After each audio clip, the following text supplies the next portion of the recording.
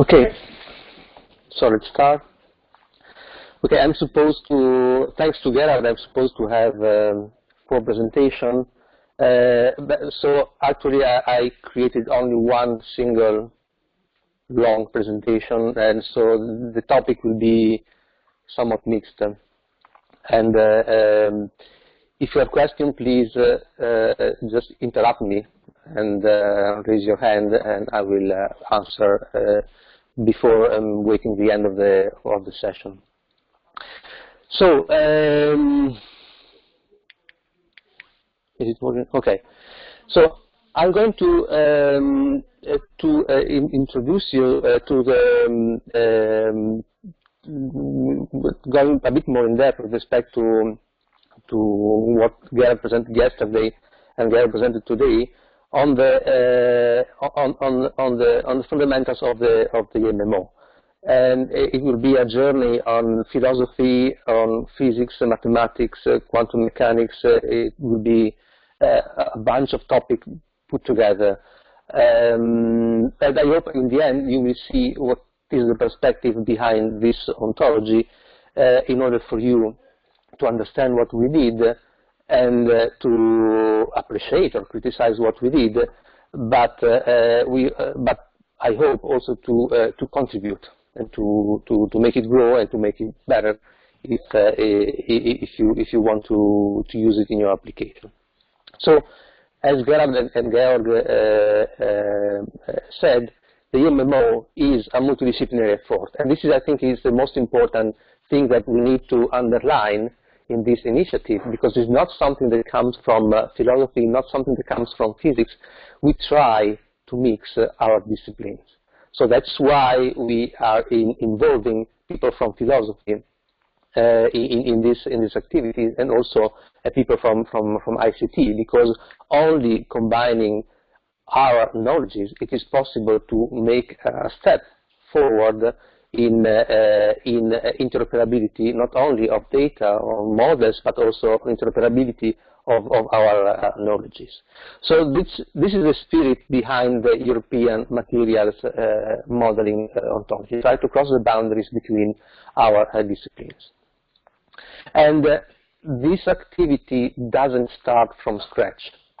There's been a lot of activities before the EMMO going in the direction of the standardization of knowledge in the world of materials modeling. So without this type of work, the review of materials modeling and the agreement that has been achieved before the ontology within the EMMC about the terminology of materials modeling, now the EMMO would not exist. So, but what is the purpose of the EMMO? The EMMO, the purpose of our ontology. The purpose is to achieve interoperability. What does interoperability mean? Interoperare, to work together between domains. But the only way to work together is to find a common representational system. So we define the EMMO as a potential common representational system, or the basis for a common representational system, because only through this common way to exchange knowledge, it is possible to make people, software, data to work together. And this is something different with respect to compatibility, to software with, which is something that connects to a system that speaks exactly the same language. The EMMO is focusing on this type of representational system. And what we want to achieve in terms of interoperability is not only an interoperability of data, but also an interoperability between machines, but also interoperability between scientific communities.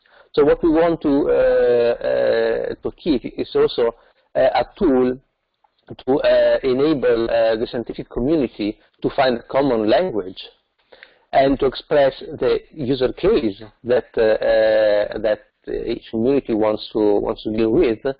And in particular, we started with interoperability between materials models, and we also would like to go up to a numerical level, if it is possible, within this framework. So, for the third time, you see this slide, and which I think it's very important because it shows you that the ontology itself is not something that we want to develop because we like ontologies, because it's something that we need in order to reach this type of interoperability, in order to create the metadata schema that can be used to encapsulate data into a concept.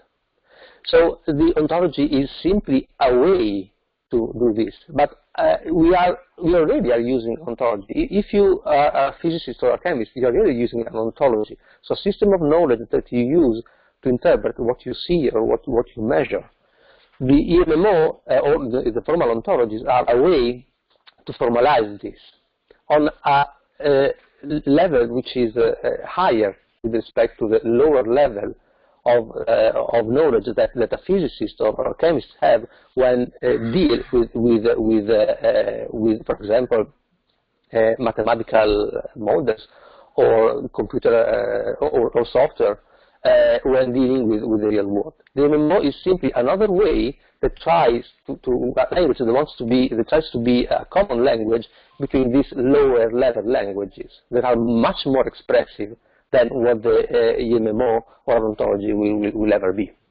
So it's a way to find commonalities on a higher level with respect to the practical domain. Where is the EMMO? You can find the EMMO under GitHub. GitHub.com EMMO repository. You will find this repository, which is the EMMO. And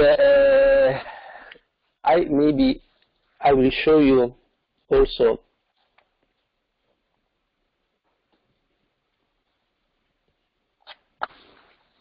you can see this is the updated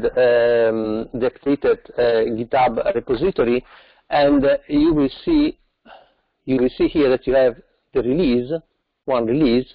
If you click here, you will find the EMMO version 0.9.9, which means that it's almost finished, but it's not finished.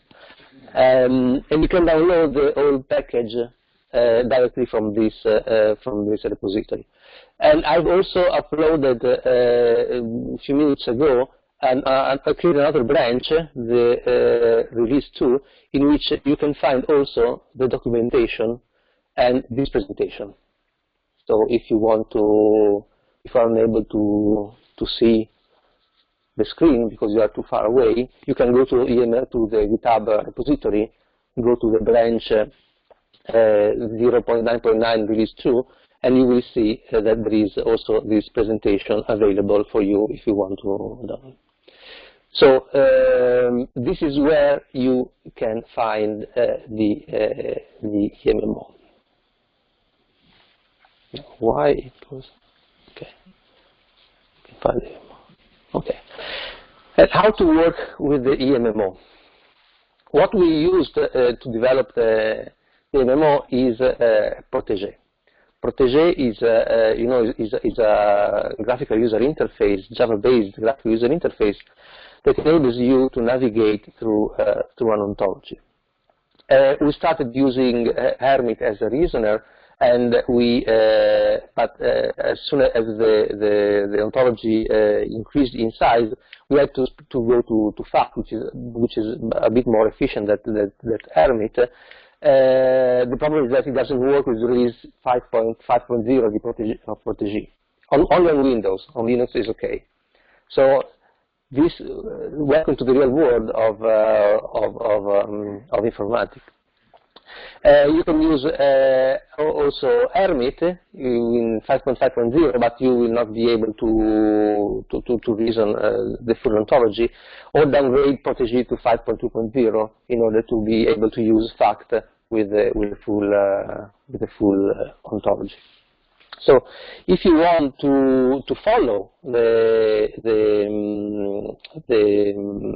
presentation by using also Protégé, you can, of course, open Protégé if you have installed in your laptop, and then open the one of these files that you find in the EMMO package. There is the EMMO.AU that includes all these this branching, or you can open a particular branch in which you are interested in, for example, the core ontology, the direct part of the ontology, the material part, the mathematical part, the semiotic part, and so on. So you can also open only a single domain of this ontology. I will show you how to do that. Maybe you are familiar, maybe you're not. Just I, for example, open the EMMO core. You will see the front page with the license and the contributors, and then you will see in the entities tab, you will see the ontology itself, and you realize the first thing that you realize is that the EMMO seems not an ontology, because it's this ontology it seems to be an horizontal hierarchy of classes. But if you reason, if you activate the reasoner, you will see that you have this hierarchy coming from the relations. So this is something that we decided to go for at the very beginning of the EMMO, to base our ontology not on a predefined taxonomy, but to leave the relation, the generation of the taxonomy itself of the ontology, in order to not to be fixed with our view of the world, but to let the relation that we define between the classes to guide us to form the hierarchy of this ontology. I find useful to add this view in the entity tab, the owl with view, so that I can have my the hierarchy of the EMMO here, and you can see that for each entity, for each of this ontology, you have comments and elucidation. So for each of these class, you will find an elucidation, which is a natural language description of what this class stands for, and some comments that try to explain you what this class stands for in a more extensive way. So you can, and of course, you have the actions that we use to define, to put constraint to these classes. And if you go to the properties, you will see the properties of the EMMO, and I anticipate you that also the property branch is a very vertical hierarchy. So sometimes when you open the other ontologies, you see that the relations are all listed in 20 or 30 or hundreds of relations. In the EMMO, we decided to go on a hierarchy level, so that everything can be reduced to 3 primitive relations: Parthood, set theory, and semiotics. So this is a way to simplify and organize the knowledge. Now let's. So if you want, you can. If you want to follow the presentation also by navigating the ontology with Protégé, you can do that. You can download Protégé and open the EMMO repository. I will do that sometimes in order to show you the implementation of ontology besides the PowerPoint presentation.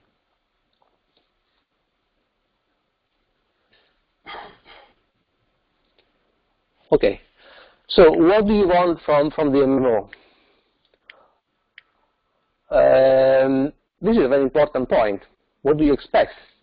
But what do you expect from an ontology in general? Do you expect to be an effective representational tool to express your view of the world? So do you want something that enables you to say formally what the world is in your perspective? It implies that you already have a well-defined view of the world. If you do something like that, everybody will be happy because everybody can express things in its own perspective, but everybody will be confined in its field. Or maybe you want the EMMO providing you a predefined view of the world because somebody else, some domain expert, gave to you. But everybody will be unhappy because each singular perspective will make somebody unhappy, other communities unhappy. Or what, do you want the EMMO to be accurate to the limit of the mathematical detail level? I don't know, because if we go up to this level, a lot of action and complexity in the ontology itself and in reasoning and maintenance will come. So maybe it's better to leave some low level, the low level to specific real world domain. Do you want it to be interoperable with other existing ontologies, by mapping, for example? But this can lead you to design compromise. So, what do you want from an ontology? This is the first thing that you have to ask yourself before looking at the EMMO or the type of ontologies, because only the good answers come only from good questions. So you need to know exactly what you want to do in order to be satisfied by an answer, because this is the only way. And another thing that we need to have in mind that I learned in my experiences plasma cutting of materials is that you can cut the materials, but you can do it in a cheap way, in a fast way, in a good way, but only two of these. The same is for everything and also for ontology. We cannot have everything in this ontology. We have to have some compromise in order to achieve a result. So this requirement for ontology must be well understood and must be tuned according to what we can reasonably do. So what we can offer, something in between. Something in between means that the EMMO wants to be a generic representational tool for people that are used to a physics-based perspective, which is generic enough, physics-based perspective, to cover a lot of people, and it wants to be a tool so that it can be used also without dealing with a particular sub-branch or particular specialization of this ontology, if one wants to. Physics-based perspective people are people dealing with things like experimental measurements, physical equations, CFD, molecular dynamics, product development, and so on. And this is the EMMO core and the fundamental modules, the semiotic, the properties of the models, branch, and so on. The EMMO will provide also domain-specific modules that may or not be or may not coexist. For example, we can provide modules that cannot be loaded together in the ontology, and I will show you some example with the presentation. That provides you with predefined structured knowledge to facilitate ontologization of real-world objects in different fields. So what we want to do is something that can be modular and can be used also in ways that are not maybe compatible, but are useful for a particular domain. Why not use existing ontology? Believed us, we tried to use existing ontology. We really tried. What we discovered is that ontologies are usually divided into two main categories. Okay, warning, potential oversimplifications here, so don't be angry if you feel hurt by this categorization, but okay, it's rough, but I think it's true. Some ontologies start with a philosophical approach. So knowledge first, and then the whole application must fit this ontological framework. This is used by the BFO ontology, also by the Deutsch ontology, and so the knowledge comes first, and then it is applied on a domain, but you have to be consistent with this framework. Or we have a pragmatic approach, which is the opposite, in which you focus, well, not the opposite, but in which you focus not on the total universe, all the world, all the knowledge of the world, but you focus on a specific, very little domain. And they are the most successful ontologies, because, for example, the gene ontology, the K ontology, because they do one thing, they do it very well. The EMMO approach is a bit different, because what we want to do is to use an already existing and very successful ontology, physics. It exists. And what we want to do is to try to find a higher level language for physics, so that we can express physics by using an ontology. So this is somewhat different. We start from what we already know in terms of knowledge, and we try to formalize it so that all the application of this knowledge can be expressed using the higher language. And in order to do this, we realized that we had to embrace physicalism, reductionism, nominalism, pluralism, and all the most despicable things you can find in philosophy. Okay. But the EMMO does not pretend to be the best approach, just the one that comes from an applied scientific community, as the MMC is. We find that this is the fastest and the most easy and clear way to express our concepts. Application field, we want to apply this more to science, modeling, characterization, big data, AI, industry. This is the potential application of this ontology.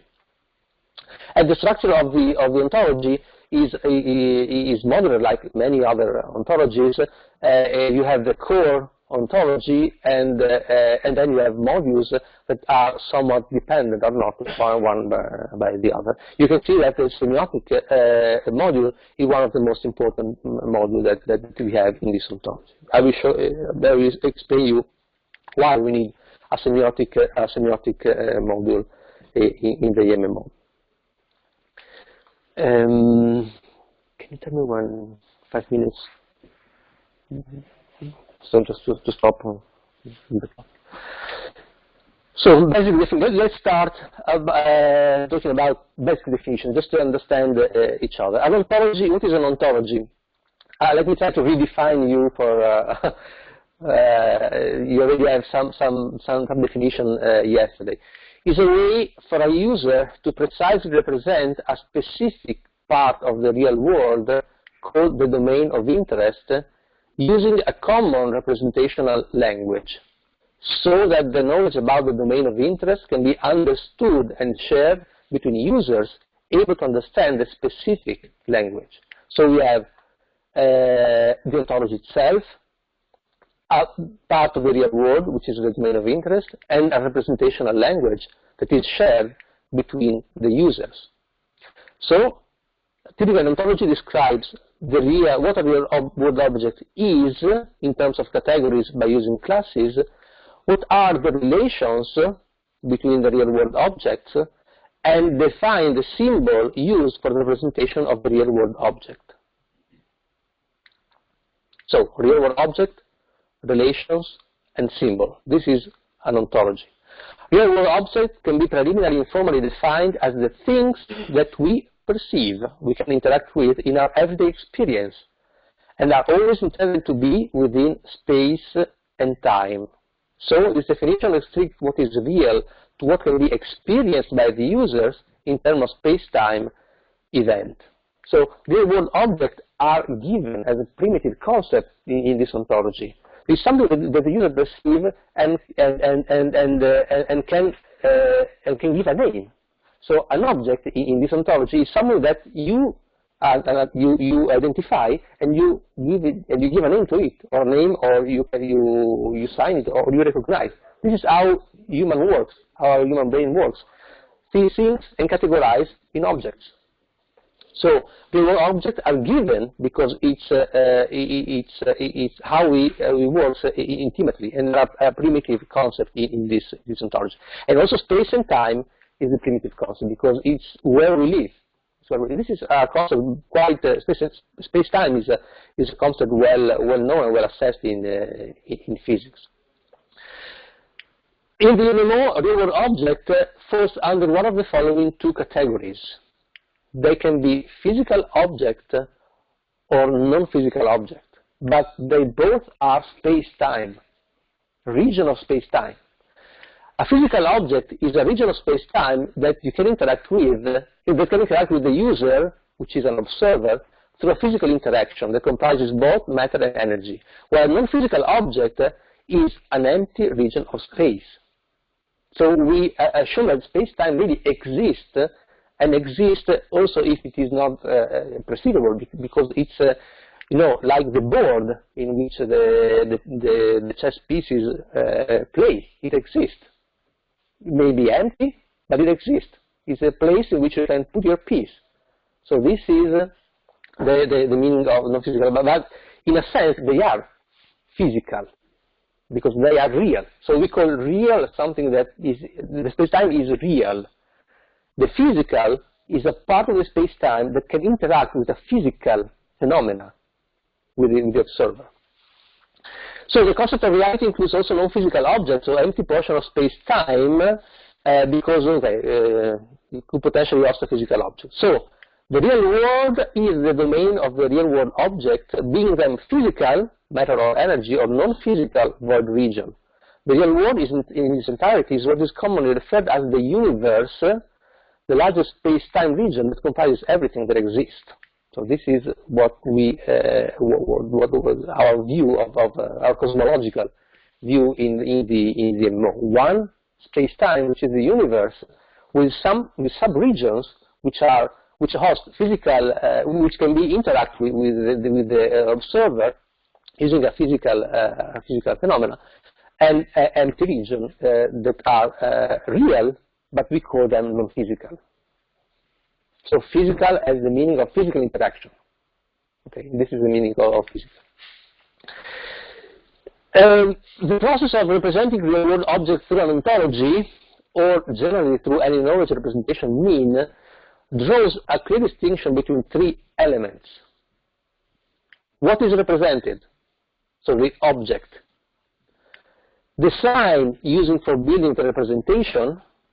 The ontology is a formal set of entities, action, and expression, and the agent that declares the ontology, which is the user or the ontologist. Following the Peirce taxonomy, one of the founder of the semiotic theory, this is a semiotic process, a triadic relation that involves a sign, something that stands for something else, an object, something to which a sign refers, an interpretant, which is another sign determined or created by the first one, and the interpreter, which is the agent of this triadic process, providing the connection between the three elements of the semiotic process.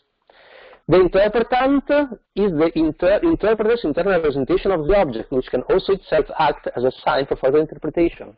So, the impression in my retina of what I'm seeing now is the interpretant. It is determined by the object here.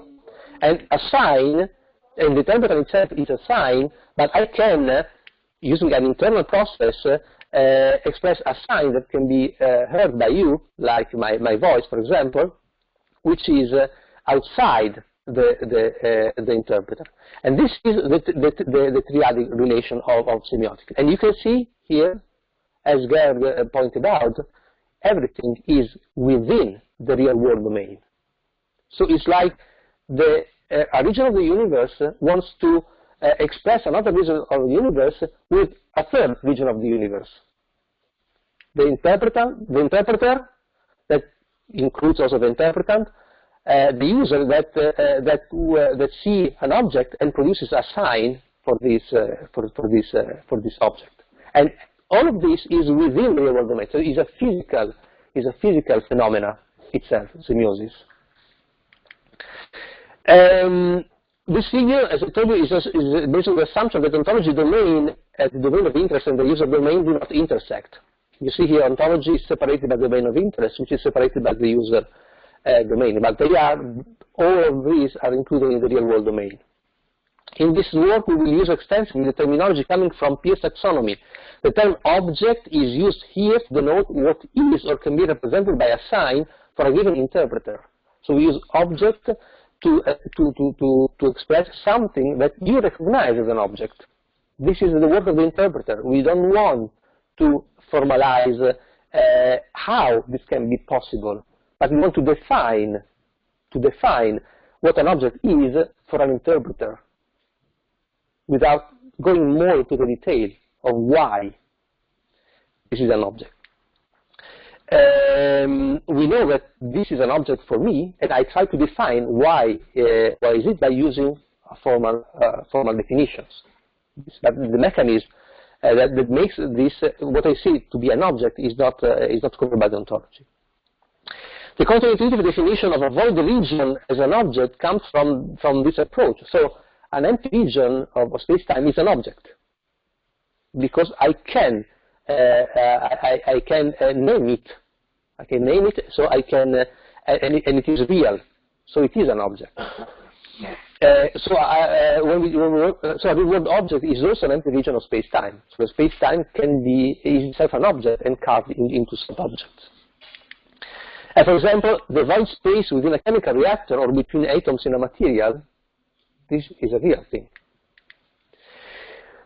So, okay, the most important part of an ontology, so what lays outside or before the ontology, the language that we use to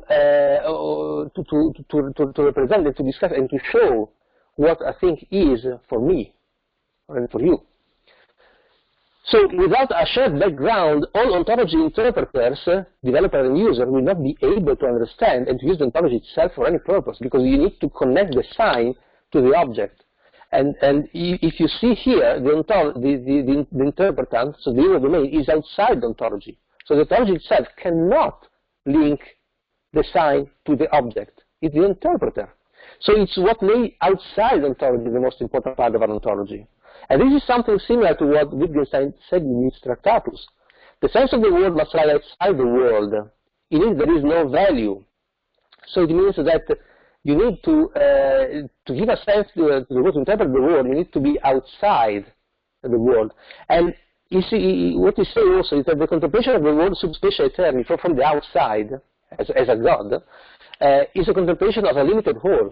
So we can think about the universe as a whole, containing everything. But when we do that, we are going into, for Wittgenstein, into the mystical region. So this is a mystical feeling, to see something outside us and comprising and understanding from the outside, and to name it.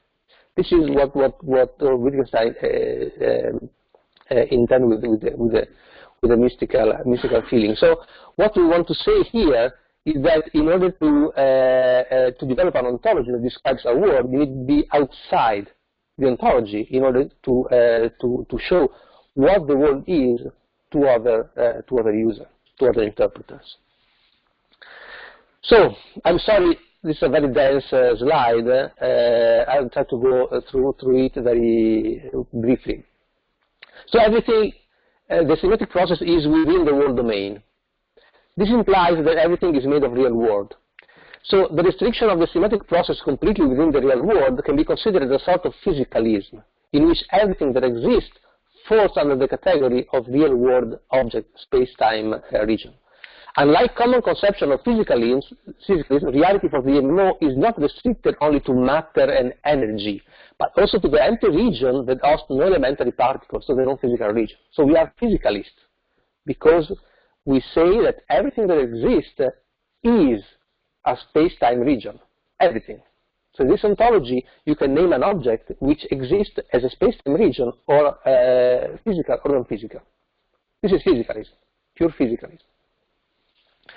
We can ontologize only what is real, and what is real is what is a space-time region. Important consideration following the physicalist assumption. A sign is totally distinct with respect to the object for which it stands for. Because if a sign stands for another object, a sign which is an object stands for another object, they must be distinct, separate.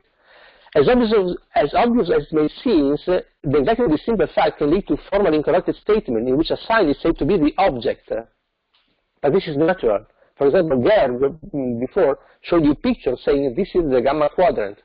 This is not the gamma quadrant. This is a sign, the stand for the gamma quadrant. But this is done in the ontology very often. But this can lead to misinterpretation. I will try to use always this type of language. When I will not say that an individual is a real-world object. I say an individual stands, and this is the ontology domain, for a real-world object, and this is the meta-ontological domain when I show you the real-world object outside the ontology for which the sign stands for. The interpreter is an independent entity with respect to the sign. So the interpreter is not the sign itself. Is the agent that is independent from the ontology and from the sign itself. So it means that ontology itself is not an automatic connection between the real-world domain and the ontological domain. So the ontology is not an automatic connection between its sign and the real world. The interpreter must connect the ontology to the real world. The ontology tells you nothing about the existence of the object that stands for the sign. It is in another domain. It cannot do that. Martin? Can I interrupt you with a brief question? Maybe we send you also the questions by email.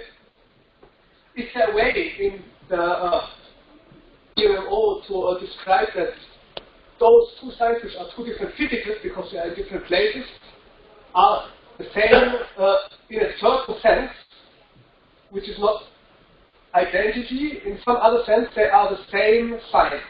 Can it be represented? I think you should also do that. Why is that? Just in different papers. Let's wait for the set and item distinction. And if it doesn't answer your question, please raise your hand again. Okay, thanks. An ontology, besides the definition of its internal entity, must provide also meta-ontological description, annotation. The annotation that you saw in Protégé are the most important part of an ontology, in my opinion, because the annotation are what connects the sign to the real world. Without good annotation, your ontology is crap, because you don't know what the sign is intended to stand for. So you cannot use the model, the logical framework and the actions to dress a real-world object or real-world system, because you have no instruction how to do that.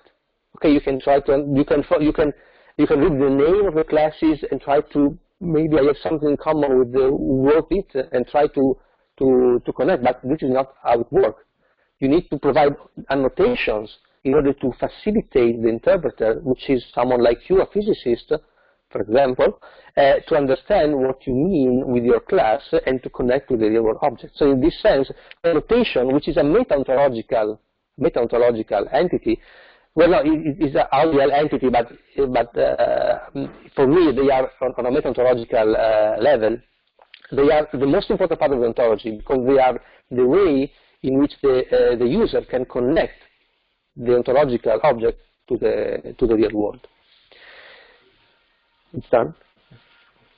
Regarding the annotations, I agree with you that these are extremely important aspects. I think they also relate your model with the interpreter, because it helps the interpreter to actually understand what you mean by the subject.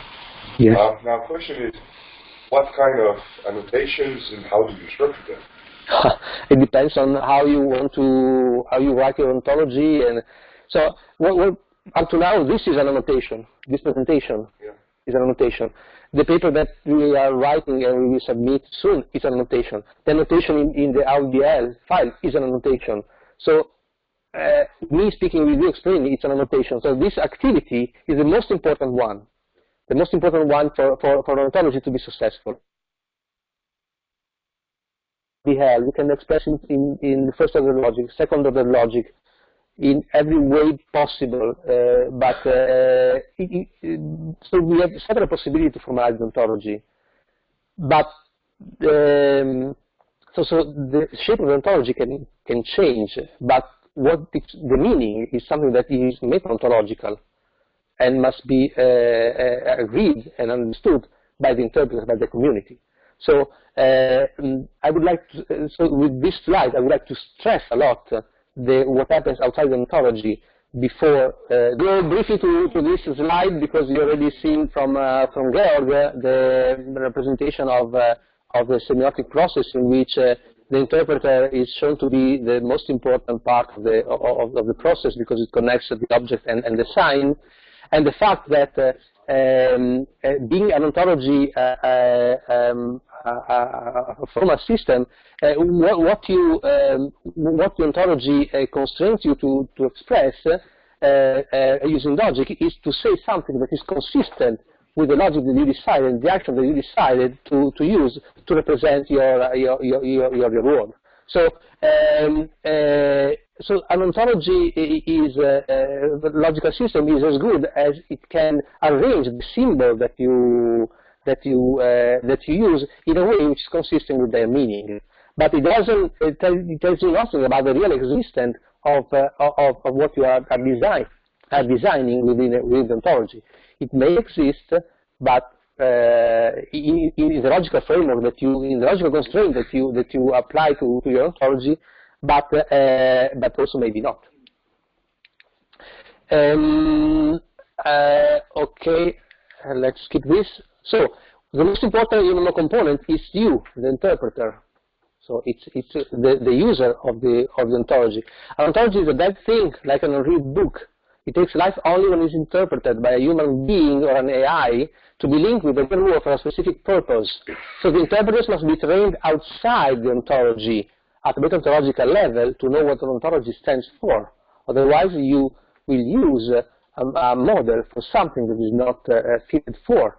Like, for example, using an equation without knowing the variables, what the meaning of the variables. So there is no so a pessimist would instead say that you, the interpreter, are the weakest component, not the most important component, but we should be motivational today. So we say that you are the most important, you and me also are the most important. So and the purpose is a very important point in developing an ontology. You need to know the purpose of your ontology, because by citing Agent Smith from Matrix Reloaded, without purpose we would not exist. So an ontology would not exist without a purpose. So we need to also have very clear what the purpose of your ontology in terms of domain and expressivity. So we need to deal with this meta-ontological level because we can apply semiotics also to our ontology, and we can use an ontology to express another ontology in a recursive way. So why we need this in the EMMO? Well, because we need to deal with models, and a model is an interpretation of a real object, and you can have several models. We have measurement, and a measurement is a sign that stands for an object with a particular value that can be different depending on the interpreter. So the EMMO ambition is to be an ontology for models in the first time, and so it needs to represent another semiotic process.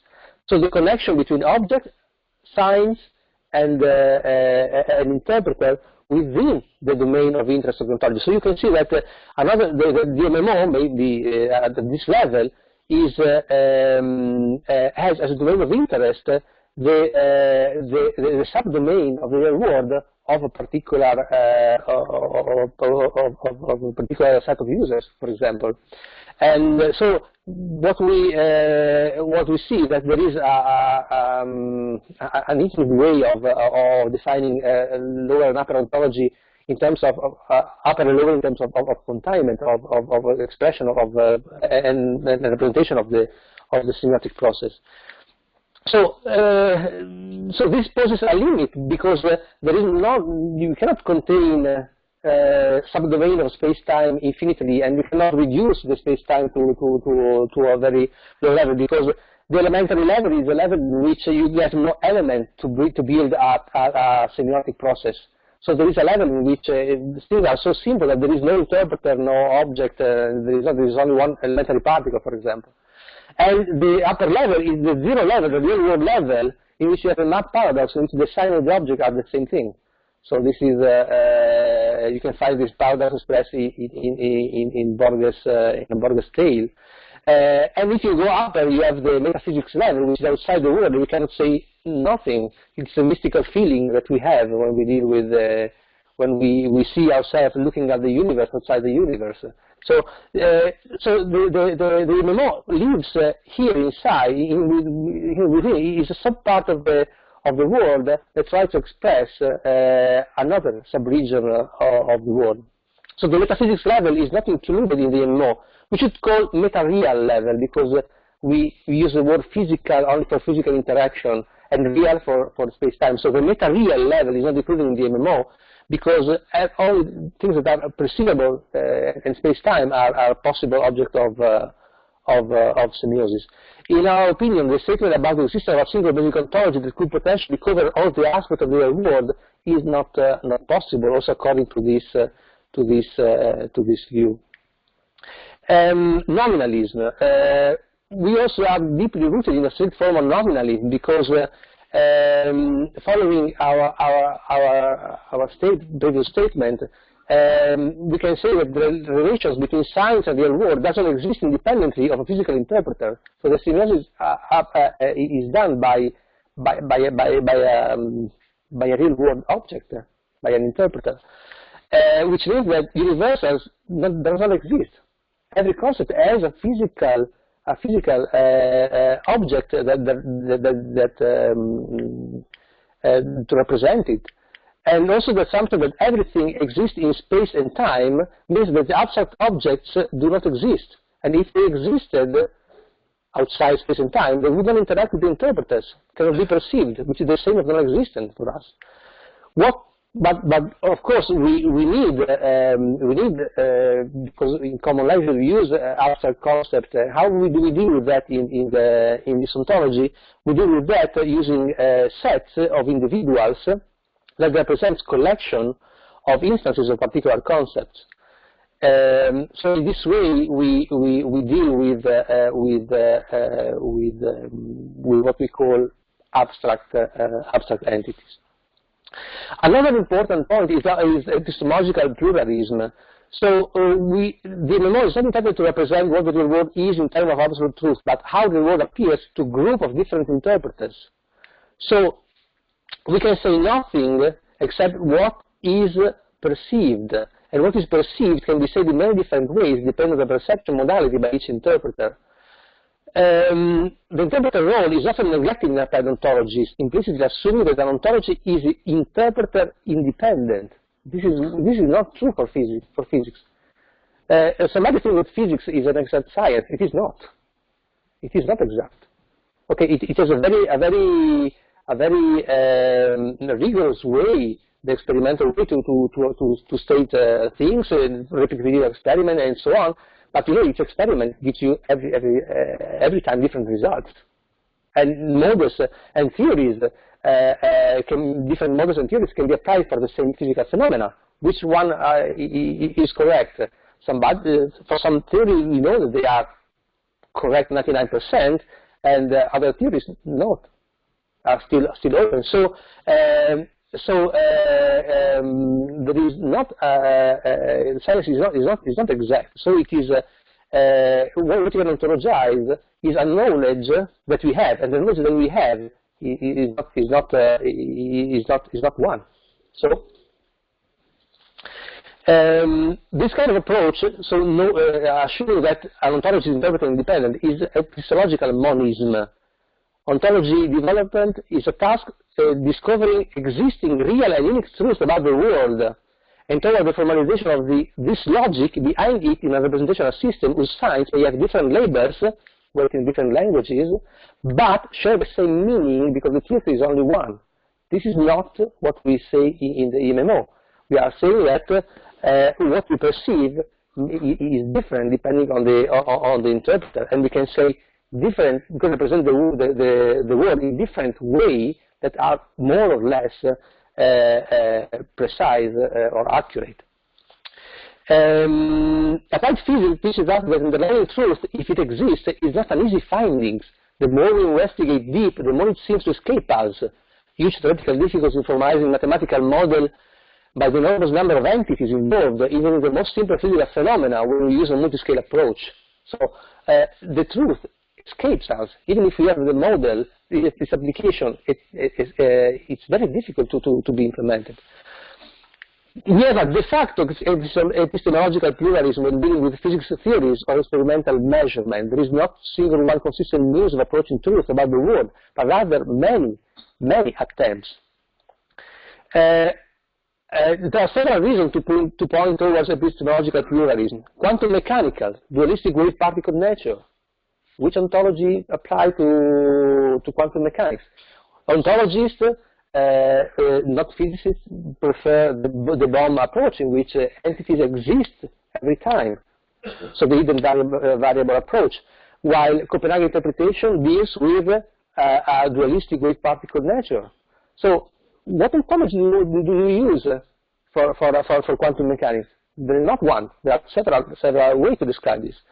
Measurement leads always to results that are dependent on apparatus, operators, and several physical theories about the same observation phenomena can be found in literature. So epistemological pluralism is a more flexible position with respect to epistemological monism when we have to deal with physics, measurement, experiments, and when we have, so this is why we choose to go in this direction.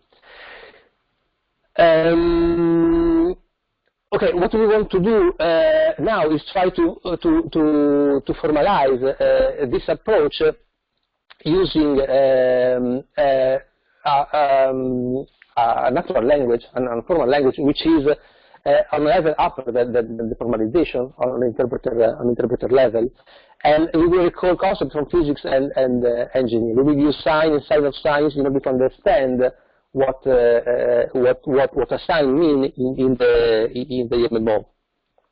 And we will always try to provide a formal schematic system using RDL knowledge representational language, so the schematic part, so the logical part, and besides also always the annotation to show for each sign what is the real world object counterpart. Try to always, for each logical statement, that will be always a physical meaning that for each entity part of the action. Foundational theories. As I showed you before in the hierarchy of relation, we try to simplify as much as possible the relation that we want to use. But well, exactly came automatic. So everything fitted. But by following this approach, everything went or on set theory, or in mereotopology, or in semiotics. So every relation that we have, so participation to a process, being a property, and everything fall very nice and easily under one of these three different classes of primitive relation. And it is a very simple set of primitives that will facilitate understanding and maintenance. You define several relations under the same family. But be aware that the constraint of RDL, which is a subset of first order logic that ensures the servability of the statement, will not allow us to represent mereotopology 100%, maybe 10%. So we need to go in a more expressive logical system, like first order logic, in order to fully represent mereotopology, like it is done in Deutsche, for example, or in BFO. That in this sense they are more advanced in terms of logical representation with respect to the EMMO, which is up to now 80 or 90% informal, and only some part of it formalized in AuDL, which is not a very powerful expressive language. Four-dimensionalism. So as I told you, as Gerard told you, we decided to go for 4D. Why? 3D is the more natural representation of real-world object for a human being. No way, because that's because we feel what happens now, and if you want to recall what happened yesterday, you need to access a memory that does not share things like the image that we see now. So it's something fuzzy, and the future we don't know what the future will be. So 3D is how we represent things, because we do not live in time as external entity within time. So 3D is the natural way. However, we have some limitation when we want to see things in a subdomain. So if you want to perceive the mystical feeling of Wittgenstein, we need to move outside the 3D, go through 4D, and then see our object that we deal with as a 4D object. So, but this is also the natural way for a modeler, because when you model a system, you usually save your result in time, and you always look at your system evolving in time. So you are the god of this system, and you see the lifetime of a modeled object unfolding in front of you. So this is the more natural way for a modeler to look at an object, all the existence of the object. So your view of the object comprises everything. So this is the for example, when you see an equation that shows you how a physical quantity evolves in time, you are seeing the equation, and you are seeing what happens. For example, if you have an exponential, positive or negative, then you will see that it will diverge or it will go to zero. So you know what will happen to the property in time just looking at the equation. So 4D is the more natural way for us to deal with reality. So we will try to use this representation that you've seen yesterday by Matthew West, the representation of 4D object in which space, unfortunately, we have a 2D screen, so we are constrained to a one-dimensional space and time in this in the other directions in order to show the evolution of this line in time. And the 4D approach is a natural approach for applied science, also because the observation of physical object is always related to a time interval. So every time you perceive something, there is a finite interval in time. Saying that I have a snapshot of this exact instant of time is a false statement, because when you take a picture, you have also always an aperture time. Your retina refresh at 1/20, 20 times at a second, roughly, or a bit more. So you always have a time interval. So a 4D, a physical entity always have a time interval when it is declared. You cannot reduce the thickness of a space-time, of a physical region, of a physical object to zero thickness in time.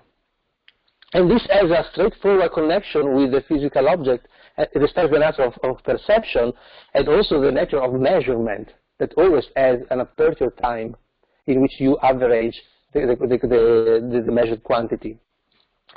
It's not a choice of representation perspective, but it's a necessity, since it is the object nature to be always extended in time and perceived by a real-world interpreter, that for the EMMO is the only available type of interpreter. If you want to have a geometrical snapshot of an object, we slice, and we go to another dimension. And I will show you how to deal with that in this slide. You will see that while physical object cannot be reduced in time to a zero thickness time entity, we retain the possibility for non-physical objects, for region of space-time to be reduced, so going in another dimension. So Parthood will live only within dimensional classes, but you cannot have Parthood relation between objects of different class. They are connected maybe, but not part. They are enclosed, but not part. They intersect, but they are not part. And so we introduce this type of entities, which are pure geometrical entities. They are not physical entity, geometrical entity. So a surface of a table is not a physical object. It's a geometrical object that we define because we need it, maybe. So the EMMO user will be able to carve space-time into lower dimensional objects in time and space to facilitate the representation of surfaces, line, interface, widely used in mathematics. Reductionism. This is a very important point for the EMMO. We embrace strong reductionism for the representation of physical objects. Everything that happens at a particular scale can be described as object and phenomena occurring at a lower scale, up to an elementary level. So this is the natural way of thinking of physics. When you describe a system, you always assume that there is something, an internal mechanism made by the subpart with some physical laws occurring between these subparts that explain what happens on the whole level. This approach comes from the evidence from experimental physics of the existence of elementary particles ruled by a fundamental physical law responsible for the behavior of a macro object.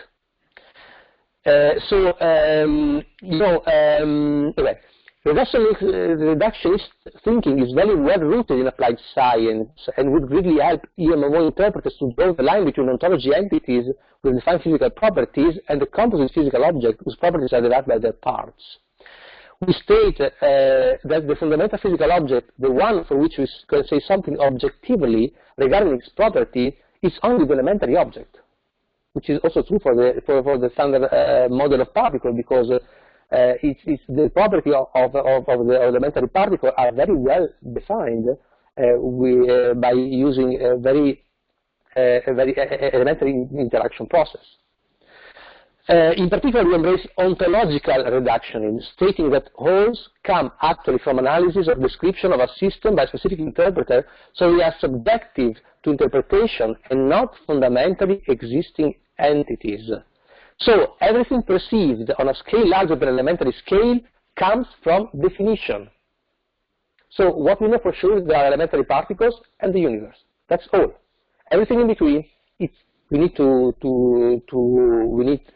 decide, to define, and we can agree or disagree, and we can have a different level of objects. This comes from objection from people working on ab initio models, saying there is no need for anything else in terms of physical equation. Then the Schrödinger equation is Hamiltonian, because if I have this type of model, I can model everything theoretically, not practically. And this is exactly this is the way we implement this view of the world. We already know for our at our scale, we don't want to go subnuclear. But if we take neutron and proton for granted and electrons and photons, then we have already our theory of everything almost without gravitation. Okay, almost something that for material can be used very successfully. Okay, so we do not need something intermediate. We need because it is not possible to apply this type of approach practically to macro object, and because it's natural for us to work at a different level. So the idea is to go to see object in this way. But if you have a Ferrari, please do not disintegrate your Ferrari to prove that the reductionistic approach is correct. Causality. We know that elementary particle interactions are mediated by another elementary particle, the mediators of interaction. So we know that if you have a physical phenomena which cause something on another object, comes from an interaction. Since particles are space-time region, then causality means contact between two space-time regions, direct contact or mediated contact. So causality means that in the EMMO means that an object, the possibility for an object to interact with another object is related to the fact that for this space-time region where the two objects must be in topological contact by themselves or with a third object which is a mediator of interaction. So if you have a physical phenomena, it must happen to a fusion, to a self-connected object without void space in between, because there must be, in 4D, there must be a channel, a contact. So causality causality is a topological constraint in the EMMO. You cannot have causality when you have a set of separated, disconnected objects, because there is nothing connected to that. If you want to represent a physical phenomena, you need to also include the space between the two objects. For example, if you have a photon traveling from one object to another, you have to include the region you have a field, an electromagnetic field, that makes two objects interact. This is depicted here. At elementary particle scale, we always need to have the mediator of interaction. At macro level, we can sometimes, for example, when you kick a ball, you have no mediator of interaction. You can simply simplify the ball and the leg using space-time region without mediator of interaction, and you have direct contact. But if I throw a ball to Sebastiano, then the ball is a mediator of interaction. And at elementary level, you need always a mediator of interaction, while at macro level, you can or you cannot have. It depends on you. RDL is another important part of the EMMO. It's a compromise between simplicity and maximization of expressivity. It is complete and decidable, but most of all, we have a ready-to-use supporting tool to work with RDL. And the entity in RDL, and what we have in RDL to express our ontology are entities, which are the primitive elements of ontology, action and expression. And entities in RDL are individuals that are represented usually with this square, properties, relations, dyadic relations, and classes that are represented in this way. And when I use the word entity, I use the word entity referring to this ontological individual, not to real-world object. An entity is, okay, of course, a real-world object because every ontological entity is a real-world object. You see, this is a real-world object. The same is for this relation. The same is for this class. Is a yellow shape. So an entity is an ontological entity, which is a real-world object, but not all real-world objects are entities. So this differs for the usual way to speak the terminology of other ontologies. We prefer to use the RDL language in order not to mess with the concept.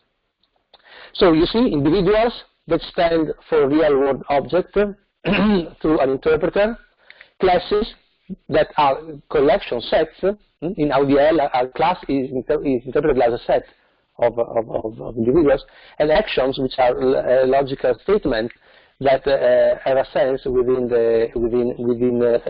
our case within RDL, but it's not the only way to represent an ontology, of course. Okay, let's focus on the first level of the EMMO, because I'll already show you this slide.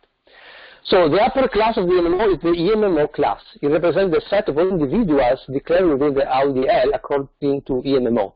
So it contains all the individual that stand for an object, for a real-world object. And it is the disjoint union of set and item classes, which is a covering action, which means that an EMMO individual must be set or item individuals, and can be an instance of set or item, but not both. They are disjoint. So in our view of the world, you have individuals for each real-world object, and they can be item or can be set. This is the most important distinction. On a methodological level, an EMMO individual is assigned a stand for a generic real-world object, an object that exists within the universe of the interpreter. The universe is is represented at a methodological level as a 4D but connected topological manifold. So, methodological level means I'm telling you that the universe is this, and the individual, the stand for the universe, stands for a 4D but connected topological manifold. A real-world object is then a subspace of the 4D manifold that describes our universe. The mystical theory of Wittgenstein, we are outside the universe, stating this with this statement. So the EMMO is a space-time-based ontology. And be careful, because set means a real-world set. Set in bold means the ideal class whose individuals stand for real-world sets, which are two different things. Two different things. So set is the branch that deals with set theory, so membership, which is a primitive relation for the EMMO, and item is the branch that deals with Mereotopology, with fusion mainly. You know, this is a collection, and this is a fusion of parts that forms the whole object. To introduce a formal distinction between set and item classes that are the most important characterization of the first level of characterization of the EMMO entities, we need Parthood relation and connection relation definition. The Parthood relation are used to describe the real-world object parts or a subregion of other real-world object. We use the relation as part and refer to other relations like overlaps. I will show you later example. And also we need to deal with connection, which is based on the primitive relation that we call connected, and for which enclosure is an important topological relation. An object X is enclosed in another object, if and only if a connection from any other object Z to X lets a connection with Y. Enclosure is represented by the encloses relation that is defined in this way. So these are the first order logic action that provide foundation for the Mereotopology used in the EMMO, but actually we stopped at one step before extensional Mereotopology due to limited exclusiveness of AUL-DL. But an important concept that I would like to underline is that is the concept of proper part, which is a part of a whole that is not a whole itself, while the part of the relation is reflective, a proper part it is not, which is a relation that we will use in the next slides. And also topology is based on the relation of connection, and enclosure is defined as a told before, and the merging between Mereotopology and topology is done by assuming that if X is part of epsilon, then X is enclosed by epsilon. This is the action that is one way. There are several ways to define Mereotopology.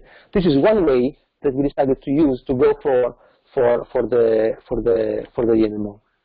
And these are this is the relation, the branch of relation that identifies the item domain, the set domain, the Parthood domain, and the geometry domain. You can see that we distinguish between connected and disconnected object, and this is the distinction between item and set. Set domain is made of disconnected objects, so objects that are not touched each other, they are not in connection. While an item domain is a domain of objects that are connected between themselves, so they are in contact. And the item domain then is relation are defined by the concept of overlap when two objects have a part in common. Overcross as part, which is the most fundamental and primitive relation, and other parts that are defined here, but I don't have time to go too much in detail. The geometry domain, the topological part, is expressed by the relation of contact, And enclosed is in between. Is the transition between the two worlds, as you can see. You can check by yourself the definition of this relation in the presentation. Just an example of these three relation: connected, overlaps, is part, is internal part. In this case, they are not connected, no overlapping, no part, no internal part. In this case, X is connected with Y, but they do not overlap, no part, no internal part. In this case, they are connected and overlap. In this case, X is part of Y, and in this case, X is also an internal part of Y. So these are, and you can see here overcrossing and contact, and this connection is, you see here. And boundary part is when you can put an object in contact with X without being part of Y. So here is the distinction between item and set that also Gavin briefly introduced to you. An item is a self-connected object. So the parts of an item are always connected.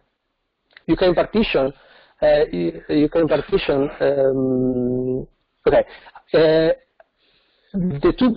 two parts that make up the whole of an item are connected to each other. So you can partition in two parts, they are always connected.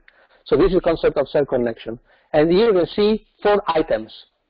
When you want to see these 4 items like one single object, you have a set, because they are not connected. And these are real-world objects. So we define a set as a real-world object. So a set is my cup and my mouse. They are not connected, separate object, while each one of them is an item.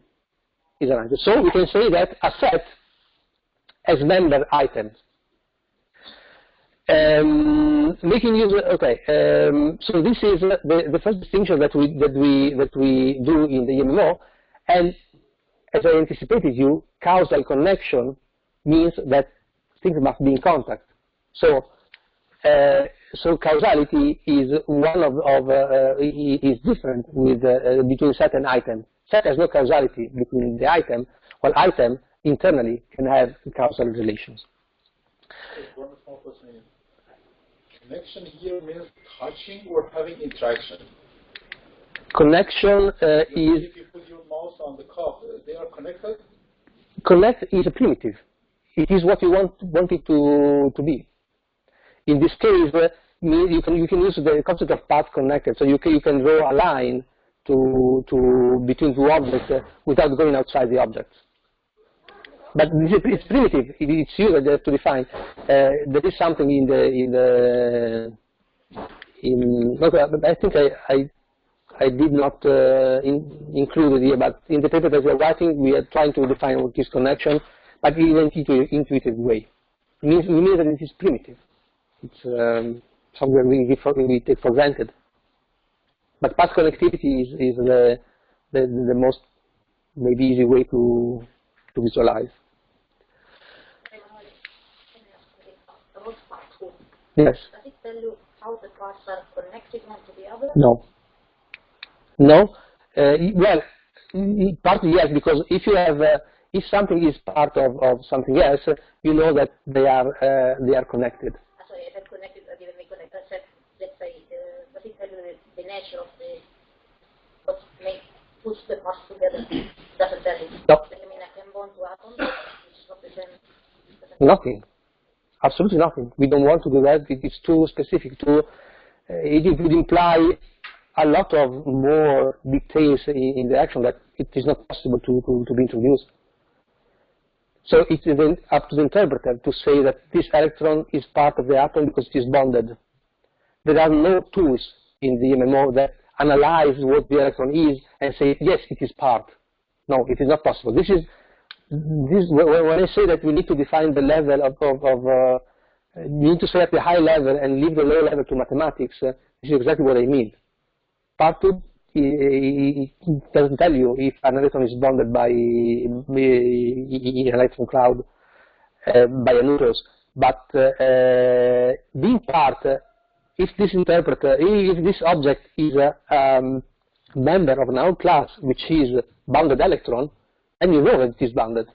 But it's the interpreter that declared with an action this fact, with consideration that are done outside the ontology. For example, just like a general thing, like does the EMMO tell me if something is a part of a bound object and I take it out, it will still see the same as the same object somewhere else?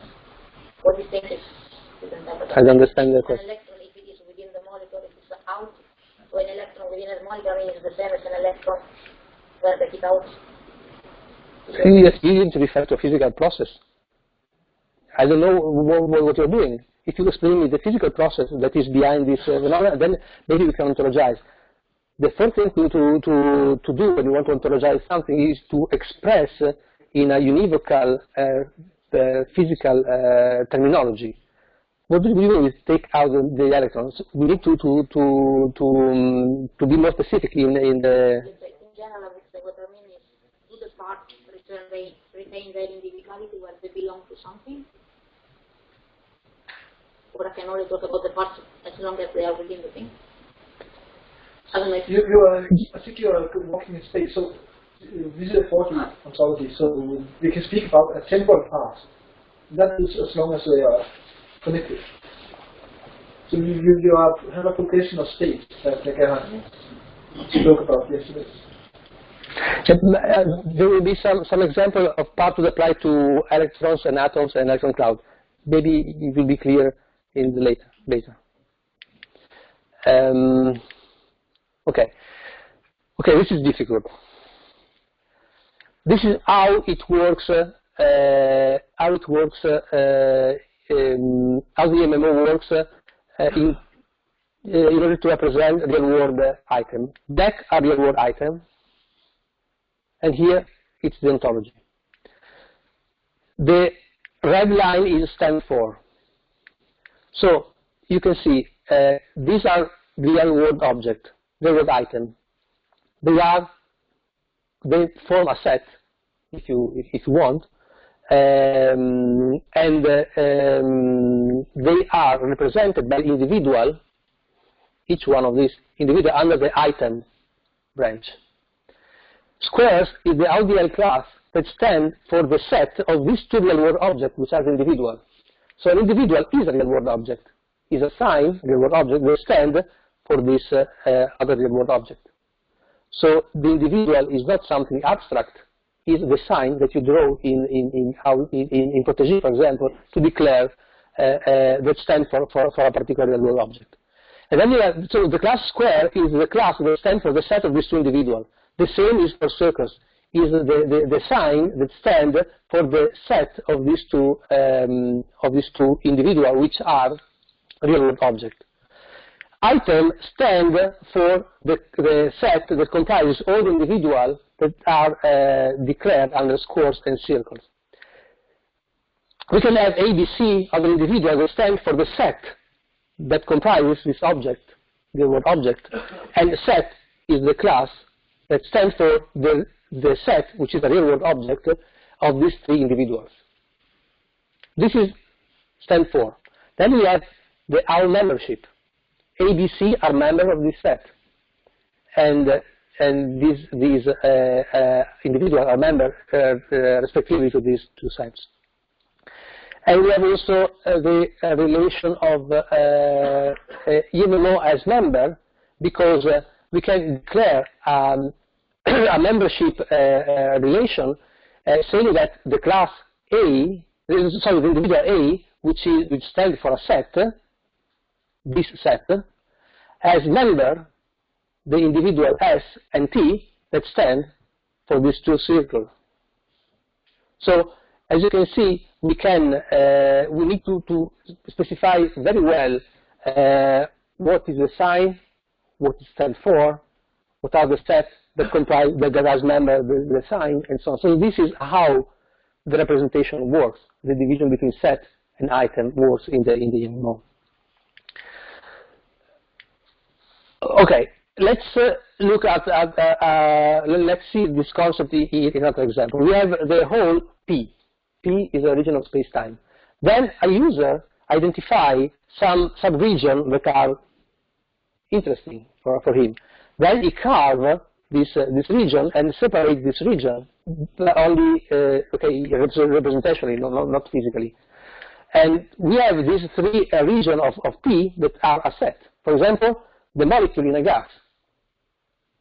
And P0 is the volume, the empty space between the molecule and a gas. The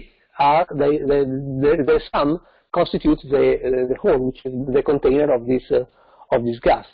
You should be very careful because P is an entity, and P1, P2, P3, and P4 are other entities that can part the region that overlaps P. So when I say I carve P2, I'm not saying that I modify P. So P2 is part of P, but P2 is not part of P0.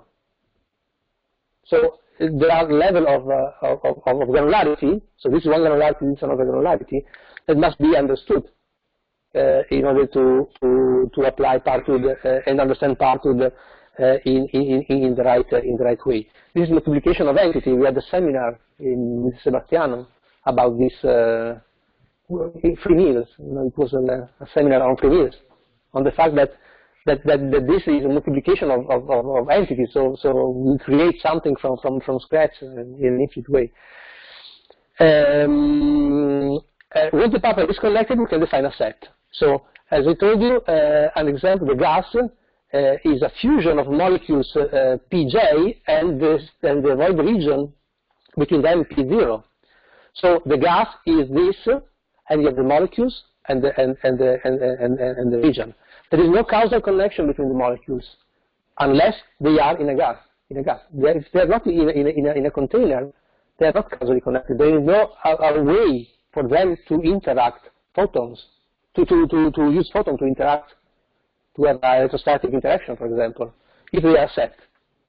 If they are the whole, then they can. For this reason, a physical phenomenon can be represented only by an item that comprises all the involved parts, so a self-connected object, a fusion.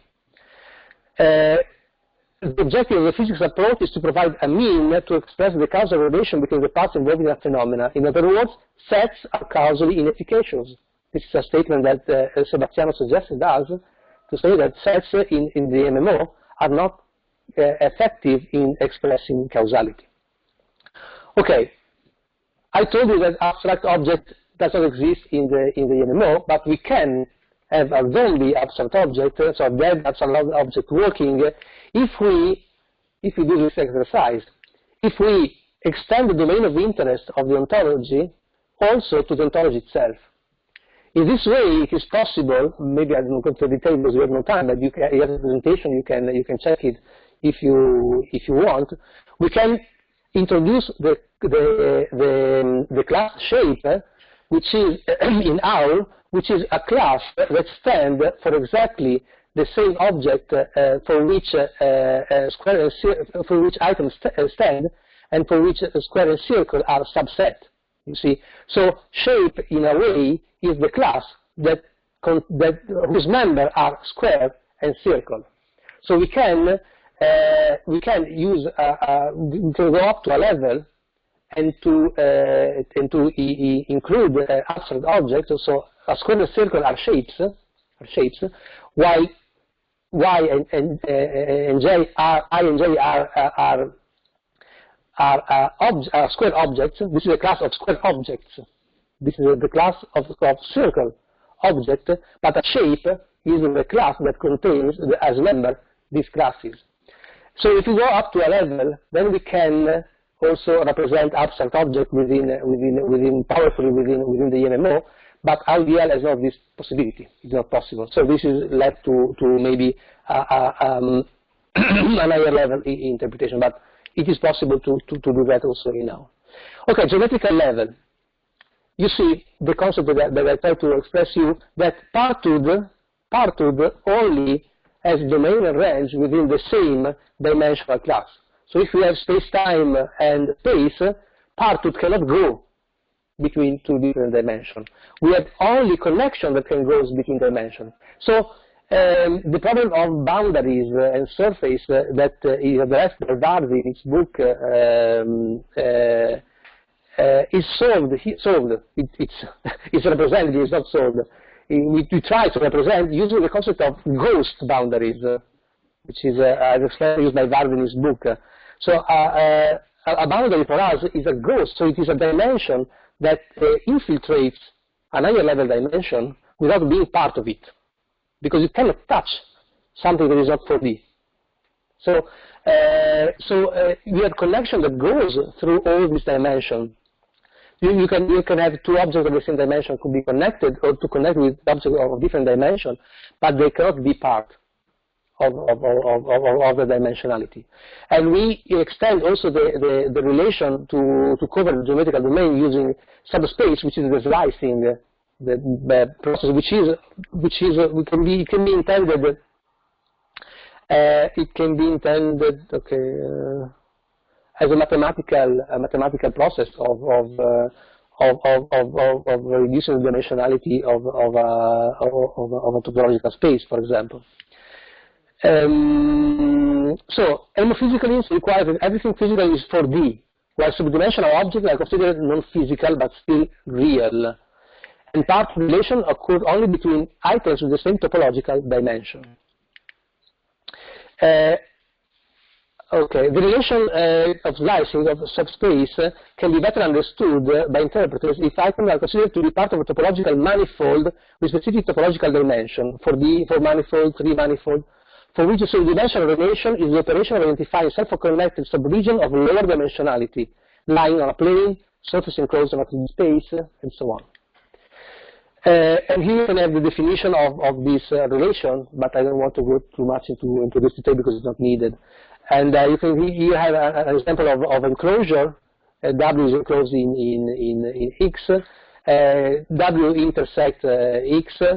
And another important concept is the fact that if something is part of something else, so epsilon here is the full square, and X overlaps epsilon. We have no boundary. We define no boundary between these two entities, these two objects. Why? If you have a piston in an engine, and the piston is part of an engine, you don't remove the piston, you duplicate the piston, like X overlap epsilon, then you do not have a boundary between a part of a whole. We have a boundary only between things that do not overlap. Here. X and Y is a carved block, and X is just inside epsilon. So here we have a boundary. It makes sense to have a boundary here. It doesn't make sense to have a boundary here because they are on two granularity levels, two different granularity levels. So this is how we define a boundary. A part does not share by connection a boundary with the whole, since boundaries occur only between non-overlapping objects.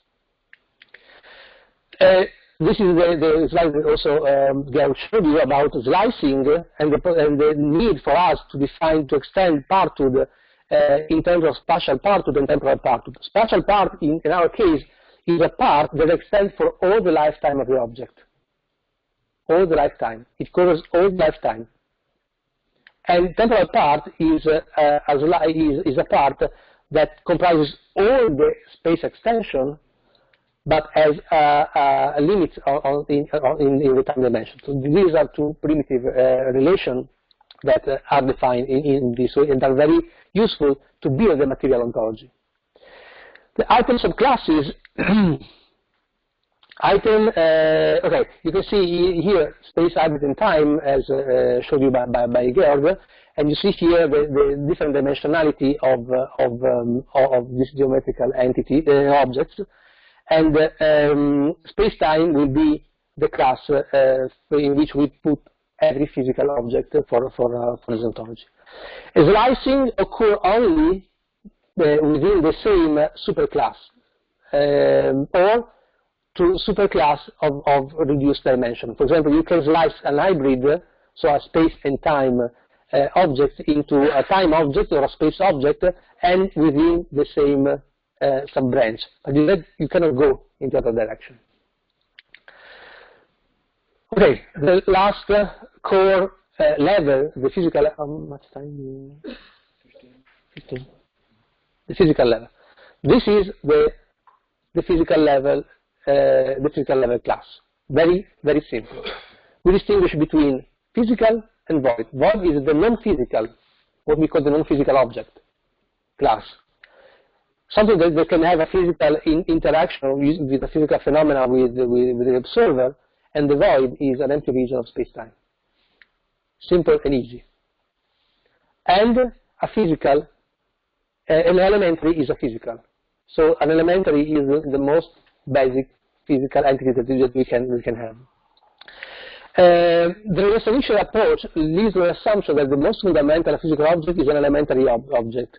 The most natural categorization should be not to have physical, but to have elementary here, because something is or void or elementary. This could be, maybe is the most reductionistic approach that you can have in this ontology. But since we are also we say that we need intermediate object, we introduce also this class, which is defined as a region of space-time with at least one other physical or an elementary. So this is the definition of physical. I will explain you better. Going for void and elementary is not practical because there are too many elementaries. The density of things is very high, so we cannot. In terms of the particle density is very high for objects at our level, so it is not practical. And most physics theories deals with objects that have several levels of composition above and below them. So we have, for example, fluid dynamics. It deals with something that is in between the universe and the elementary. So we need objects that are useful, that are used in fluid dynamics. So we need something in between elementary and physical. Elementary and space-time, sorry, which is the universe. So models usually focus on specific granularity level. So we need the EMMO to be able to represent physical objects that are composition of elementaries and voids. So physical are a composition of voids and elementary. Atom.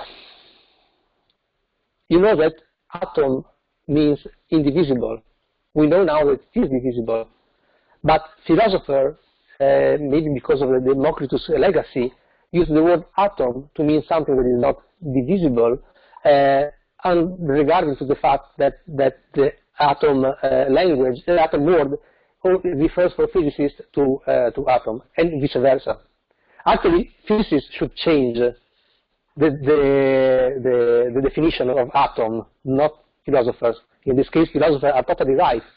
It's physicists that are stuck to a wrong term. I cannot imagine what other type of name could be assessed to.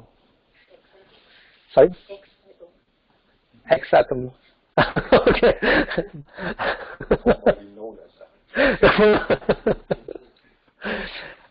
So we try to define the elementary object in the EMMO using a first-order logic action, saying that an atom is something that can be decomposed only temporally and not spatially. So you cannot spatially decompose an electron because it has no part. You can, since it is a 4D, do like salami. You can have a salami electron and you can have slice, but you cannot slice a salami in the. It's not good. It's not the right way to do. So this is the concept behind atom. You can decompose it in temporal part like this, but not in spatial part. So this is the idea behind elementary object in the EMMO. But beware, it is not necessarily need to be an elementary particle. It can be, as I told you yesterday, a brick. If you are building your home, your elementary object is a brick. And or if you are a kid, you have a Lego brick as an elementary object. You can develop an ontology based on this type of entities with their own interaction rules. So definition of elementary prevents spatial overlapping of elementary objects, so they do not overlap by definition. An electron cannot overlap another electron because otherwise there should be a subpart of both electrons that is the shared part between the two objects. So this is straightforward for fermionic-like objects. They do not overlap. Not so straightforward with the bosonic nature of first-scattered particles like photons that occupy the same space-time region. Okay. For this reason, this is one issue of this view, imposing atomicity axiom to the EMMO, because it does not allow photons to overlap. But what we can say is that when two photons overlap, if you are interested in representing photon as a particle, maybe you are doing ray tracing, I don't know, then you have to represent them as a region of space-time with two delocalized photons in it. So it is possible, formally possible, to represent also bosons in the same region of space-time, but unlocalized. So it is not probable. I don't think that anybody is going to work with photon-like particles. At least not the first application of the EMMO. The void issue or opportunity. So the void, which means an empty region of space-time, it is really important for materials. It is paramount, and even more for quantum mechanics. It's void that enables us to make a jump forward in the material representation in the EMMO, the introduction of void. Because it's the only way in which you can implement granularity. Because the matter, in the EMMO perspective, is made predominantly of voids. The interatomic void between nucleus and electron, or between molecules in a gas. Moreover, void object is paramount for representation of quantum system. After a measurement process, you have the resumption collapse, and then you know where an electron is or where it's not. And where it's not is a void. But before knowing where an electron is, you have a region of space-time that has part void and has part electron. But you don't know where the electron is, but you know that it's part. When you collapse the wave function, you know the property of the electron, but then void appears. So we need void for quantum mechanics, and even more for classical mechanics. So you can see this is a physical made of elementary and void. Void is defined in the EMMO as a space-time that has no elementary parts. Okay, so let's build.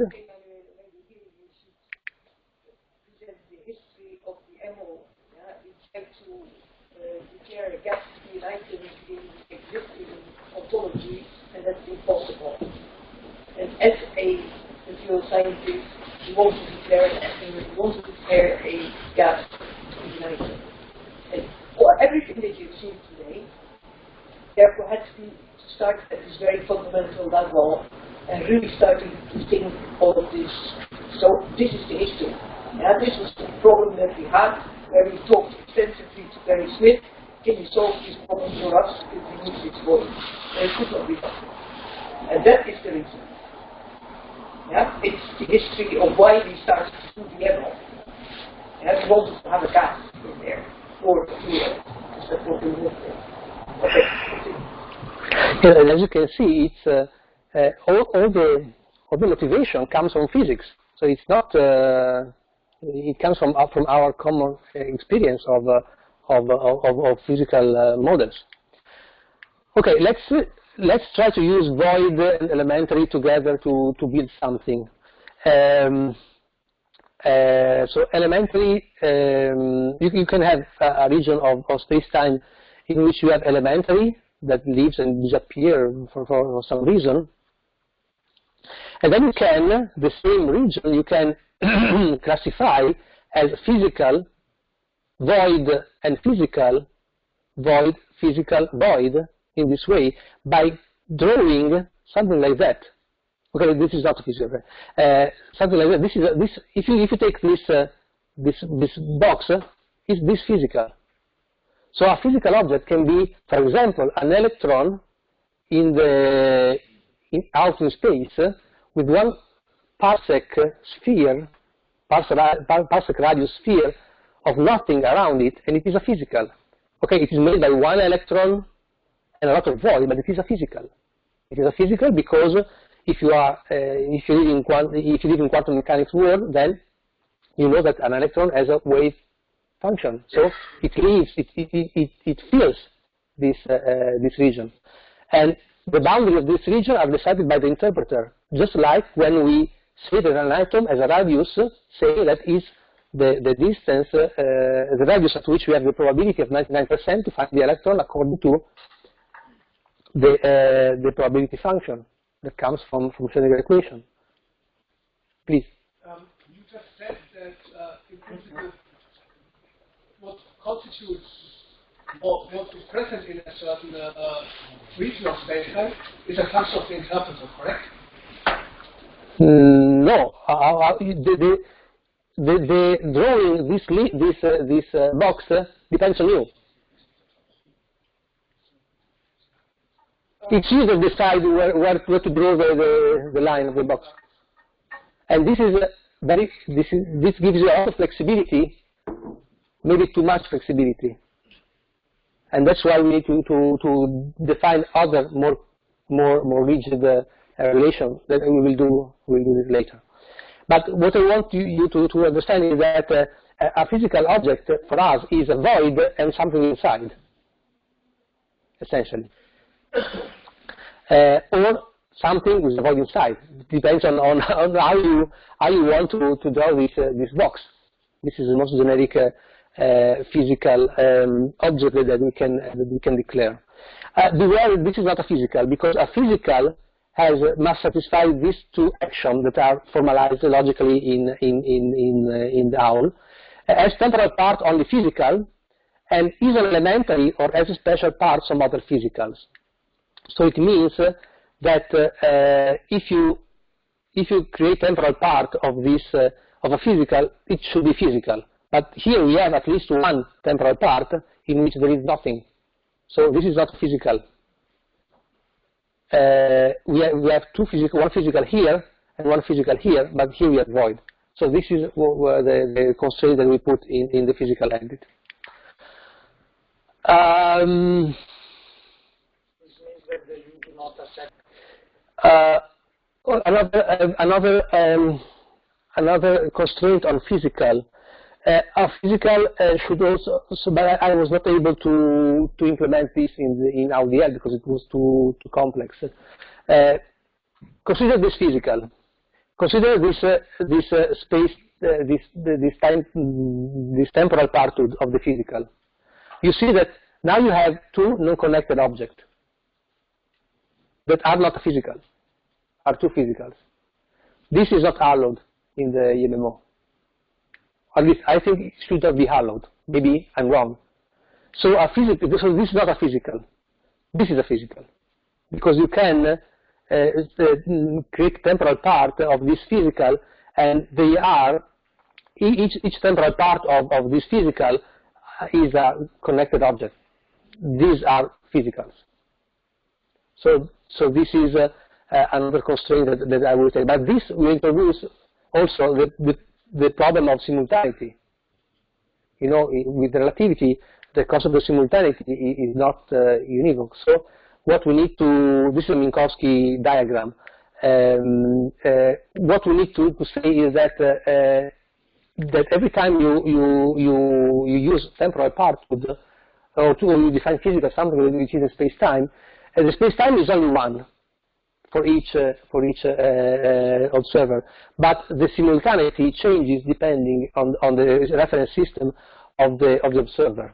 So space-time is one for each reference system, but if you are using a relation like temporal Parthood, then you have to declare for which observer. So up to now, we do not care about this. In principle, it can be done by tagging the system of reference of observer. Practically, we can say that the EMMO doesn't care about relativity, and it takes into account classical mechanics and a bit of quantum mechanics, but not relativity. But in principle, we can deal with that. I don't know how and how effectively, but just to understand, yeah. to be sure to understand the result. On the left, you have just one physical. On the right, you have three physicals, right? Yes. And if I add the void, let's suppose in the first physical between the upper part and the lower part, and this empty part here is now I have a physical with a void. Yes. Then the slice works in this case because I include also the void. Right? No, the void is already here. It means that in a particular instant, your physical has two non-connected part, not causally connected part. So it is not a physical. Even if I consider the void between them. Yes. Yes. Because I don't understand the meaning of because since the void is not included. Because if you have a molecule, there are two atoms that combine into a molecule. The molecule is a physical. The molecule is not before the connection between the two atoms. The molecule starts when the two atoms connect. You can see here, these are the two atoms before being a molecule, and this being the molecule. Two atoms and a molecule. So the idea is that you cannot declare a physical, a temporal part of a physical that has no causal connection. It is not a physical. So this physical in this interval of time is not physical because it's not connected. But a gas is already a set of elementary particles with void inside. Then I suppose that exists just yes. one shot. Then at this point is not elementary. Yes, you're right. You're right. I was not clear on that. Void. This is the problem with void and vacuum, void and field, because a void is not a connection. It should be another physical with a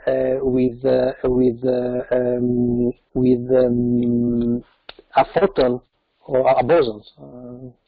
So this is what is needed in order to be connected.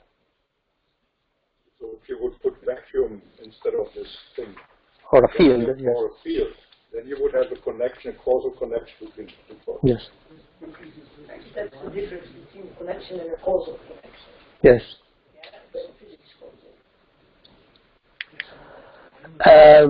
Yes, but this is something that we need to better address with the EMMO, the concept of causality and the presence of something that connects something else in terms of a field.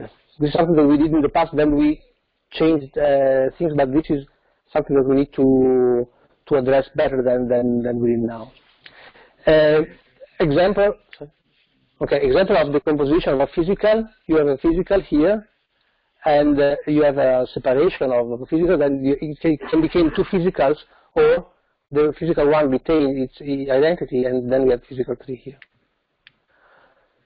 And I think that's all for now. Okay. Right. Thank you very much, Emanuele. Let me just stop this recording here. The four-dimensionalism of the EMMO and the distinction between physical and non-physical enables us to represent boundary and interface in a very effective and clear way. We say that a boundary between two physical is the regional space in which the presence of this connection affect the two physicals, which is subjective, depends on how do you define the influence.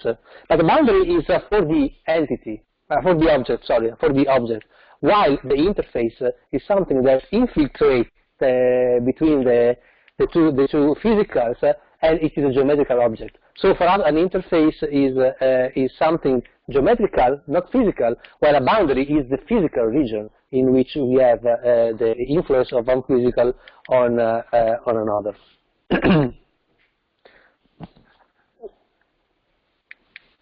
Okay. But as I told you, a physical can be, you can draw a physical with every shape you want, except it should only respect the two constraints. So you can have physicals coming everywhere, and this is not good because we need to have some laws, some rules in order to create physicals that respect some granularity composition. So what we decided to do is to go for the concept of direct parthood, and you can find in literature something about direct parthood, even in the OWL reference document. There are examples of automobile part, and Vardy used to call direct part as immediate part, so something that is just below, in terms of granularity, below one hole. So we decided to introduce the concept of direct part, which is a composition of the whole, and each direct part does not overlap other direct parts, and it is not transitive. You can see the rigorous definition of direct parthood in terms of cross-logic actions here. It is a proper part. They do not overlap each other. They are not transitive, and they are functional. It means that they own to only one whole object. Okay. So a direct part is always less than the whole for proper parthood. No overlap means that the direct parts partitioning a whole in distinct parts, they are not transitive, so it means that they are only one step below the whole, and it's functional. So items declared with direct parthood, they cannot overlap because they cannot have direct parts in common. This is the as part branch with the direct parthood relation declared. And how to apply direct parthood? Maybe I've seen this slide before. Direct parthood is useful to, for example, to declare a hierarchy in the parts of an atom, for example, in which you say that an atom has direct parts electron and nucleus has direct part neutron, proton, and so on.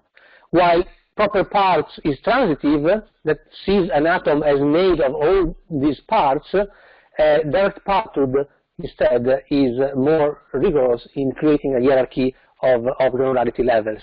So you can see the material classes in the EMMO as a class that defines the granularity.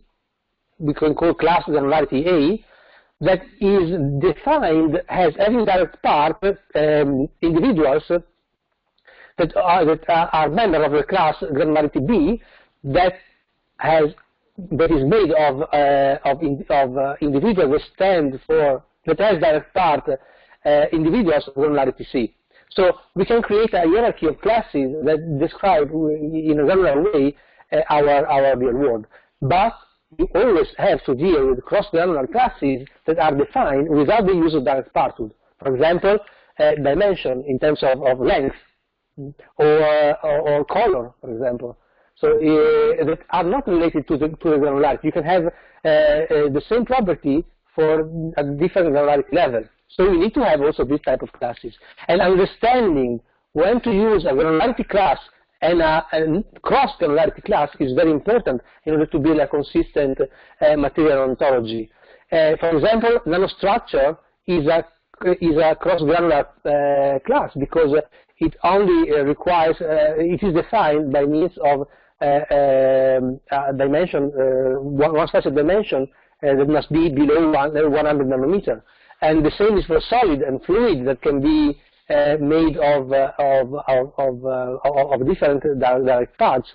So we can start from the elementary.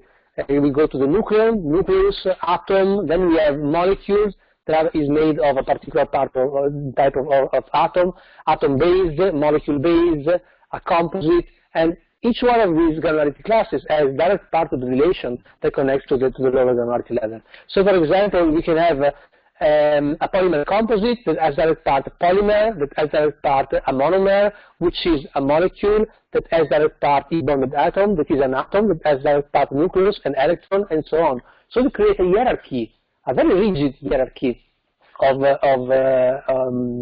classes that help us to categorize our material. But you remember epistemological pluralism, it means that the direct part of definition is not because they are always truth, because they are useful for you. So this separation of granularity, this categorization, is done by users according to a particular need, because there are more than one granularity representation for the space that divides the elementary granularity to the universe. So the granularity classes are a choice of the designer of the ontology, depending on the application. Sometimes two different views are compatible, sometimes not. For example, when you have a molecule seen as made of direct parts atom, or if you see a molecule made as direct part electron and nuclei. These are two different granularizations that are not compatible. Which one do you want to use? I don't know. The better. The better. The better. Okay, I will skip some very nerdy slides about how to create actions in OWL for universal restriction or something. Probably it's better not to go through this, but I would like to underline that this type of the direct part of the relation, being functional, non-transitive, and so on, will enable you to represent every physical as a direct rooted tree. So every physical is part of a direct rooted tree with its component up to the universe, to elementary level. We have a granularity, we have a direct rooted tree, which is very useful if you want to do multi-scale modeling, if you want to broadcast or reduce the properties of the past to have the property of the whole, and so on. What we need in order to have, as I told you, the molecule example, we need to have very rigorous definition of what we want to represent. For example, the Hubert Goldbook atom. You know it is an atom, but it is defined as the Z charge of the nucleus, Z electrons. Okay, and then the molecule definition is electrically neutral entity consisting of more than one atom. But it means that if we say that an atom has direct part electron, then when we have a molecule in which the electrons are shared between the two nucleus, then something is wrong. There is something that is not that crashes with the logical formalism that you want to use to represent atom. If you want to follow the definition of UPAC. So what to do? So we decided to do it in a different way. But this is not carved in stone. This is how we propose a way to represent atom, dividing atom in E-bonded atom, so atoms that have an electron share with other E-bonded atom, and standalone atom that are not bonded with anything. That have maybe van der Waals or electrostatic interaction. And standalone can be an ion or a neutral. And then we have an electron cloud and electron. So this way we can represent, we can retain a UPAC view of the world and still having the concept of atom. But this is not good for my colleague in UNIBO that in SimDom want to develop an ontology for molecular spectroscopy and molecular modeling, in which they say, no, a molecule is nuclei and electrons. I don't see atoms. So what to do? So probably this is one case in which we should split in two parts the material in two modules, and not compatible modules, the EMMO material branch. So you see here the definition of electron cloud, space-time that stands for a quantum system made of electrons. The electron, okay. The molecule, an atom-based state defined by an exact number of E-bonded atomic species and an electron cloud made of the shared electrons, and so on. So you can check it on the presentation, how we try to define this type of of granularity hierarchy for an atom. And what we can do with this representation is also to take into account quantum system, because we can represent in this way the molecule as seen by somebody who wants to solve a Schrödinger equation depending on the direct part definition, not the direct part in the action. Want to represent the molecule as a fully entangled system, or want to represent the molecule as made of fixed nuclei and an electron cloud, or people that want to distinguish between the nuclei, the inner shell, electrons that supposedly are not shared, and the shared electron, the outer shell. So in the EMMO, it is possible to create a granularity hierarchy to do that. And how we want to do, how we do that? How we represent a quantum system? Well, first of all, we need to understand that there is no global consensus about the meaning of mathematical entities involved in quantum mechanics. So we cannot do an ontology if there is no consensus between the community. But what we want to do is to try to provide a representational framework that maybe fits one or two ontological view for quantum mechanics. And in particular, we think we are able to represent a quantum system according to the Copenhagen interpretation, the most important one, and the de Broglie-Bohm interpretation. So I don't want to go into detail, but how we can represent Copenhagen interpretation is simply not declaring individuals. So we have a molecule. We do not declare individuals, but we use the action saying that a molecule has special as direct parts some other entities to build a Hamiltonian. So without declaring individual. When I declare an individual, then I collapse the wave function, because I know where the individual, because I have to declare space-time region. So you have to declare where the electron is, and so it's no more an entangled system, it's something else. Just the wave function collapse is in the EMMO represented by the declaration of individual. You declare individual, you know where it is, so you have a measurement process and a collapse of the wave function. So the two-slit experiment can be represented in the EMMO as before the slit electron wave function, which has direct part of a void and electron. In the slit we have void and electron well defined, because we know that the electron goes into one slit, and then we have another wave, void and electron, after the slit. Or we can represent a quantum system with the Broglie-Bohm interpretation, in which each particle has a very well defined space position, and the trajectory of the electrons are of the particles in general are affected by a pilot wave equation that make them move with the results like if they were a wave. So this is another, and this is a straightforward representation with the EMMO, because they are like quantum mechanical, they are like classical mechanical objects. So if we choose the Broglie-Bohm interpretation, which is the preferred one by ontologists, because it's very easy, very simple, then we can go in this direction. If you want to stick with the chemical physical community, we can go into Copenhagen interpretation. This is an example of direct particles applied to atom.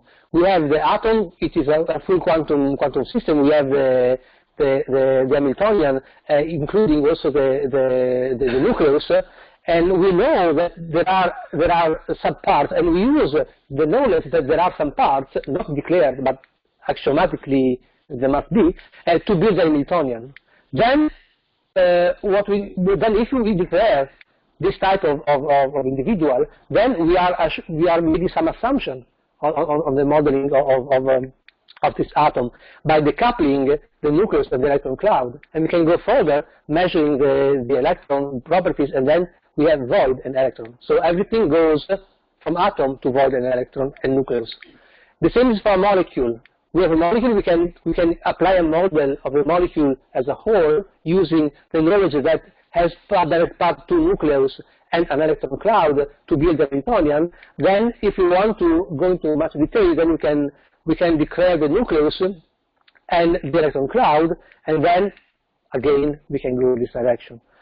Or we can use the UPAC approach, in which the molecule is made of 2 E-bonded atoms, and we have the electron crowd of the shared electrons, and then we can decompose the atom and reaching the final representation, which we have electron voids and so on. So this is one this is a way in which we can represent atom and molecule as a quantum system, trying to retain the approaches used in some of the initial models. So if we introduce direct Parthood, we can have 2 more intermediate classes between the elementary and the physical that we call state and existent. State means mereological state, because up to now we know nothing about things except they are made of something, or or part of something else. So state for now, state in this context is a mereological state. So a state, you can see this is one state, another state, another state. When we have a change in mereological composition, we change state, and the state is maximal. It means that it goes from the beginning of mereological state or mereological composition to the end of this mereological composition. So in this way, we can say that the physical is something that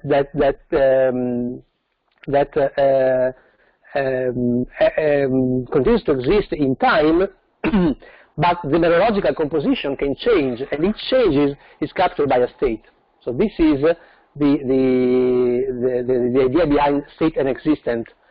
You see example of state, a state here, the beginning of the mereological configuration and the end of this mereological configuration. This is a state. This is not a state because it's not maximal.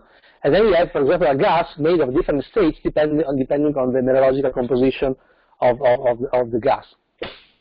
And why we introduce a state? Because state is very useful to define the basic material and the object that the categories that we want to introduce in the EMMO. You can see here that state is the root class for all the material that for now we introduce in the EMMO just for demonstrational purpose. And they are divided in 4 categories according to the review of materials modeling. We have atom, we have subatomic particles, nucleus, elementary, nucleus, nucleus made of proton, neutron, and so on. We have the mesoscopic object, molecule, monomer, H2O, for example, fullerene, nanostructure, and so on.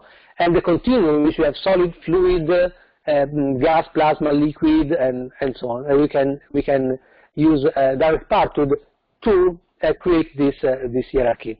You can see here the direct part, some of the direct Parthood relation that connect the classes of the material branch of the EMMO to explicitly say what constitutes what. So the hierarchy of the material is actually space-time, physical, existent, which is a collection of state, and elementary. So this is, and elementary is somewhat objective, space-time is somewhat objective, a physical is totally subjective, and existent and state are subjective but with the rules of direct Parthood. So they are a rigid definition. Physics is not rigid definition, existent and state is a quite rigid definition, and may create incompatibility between different modules of the EMMO developed with a different view in mind of material. I would skip granularity, but just to tell you that granularity is a class that identifies a granularity material and can automatically. So the reasoner is doing this work of categorization, and then classify all the entities, all the objects, into nucleus-based, elementary-based, atom-based, neuron-based, so that it can be useful to attach. It can be used to attach models to a particular class of object according to these classes. And an example of molecule formation that I did in the past, and maybe you already have seen, we can see a process of binding between two oxygen and then the dissociation of these two oxygen atoms, and we can see this process can be modeled represented in different ways, many different ways. For example, we have two existent here, and maybe we are not interested in the interaction. If you are interested in the interaction, maybe we can, for example, separate the region in which the atoms are separated, and then identify another physical, which is a molecule, which is made of atom, vacuum, and atom, and then when the molecule separates, two other physicals.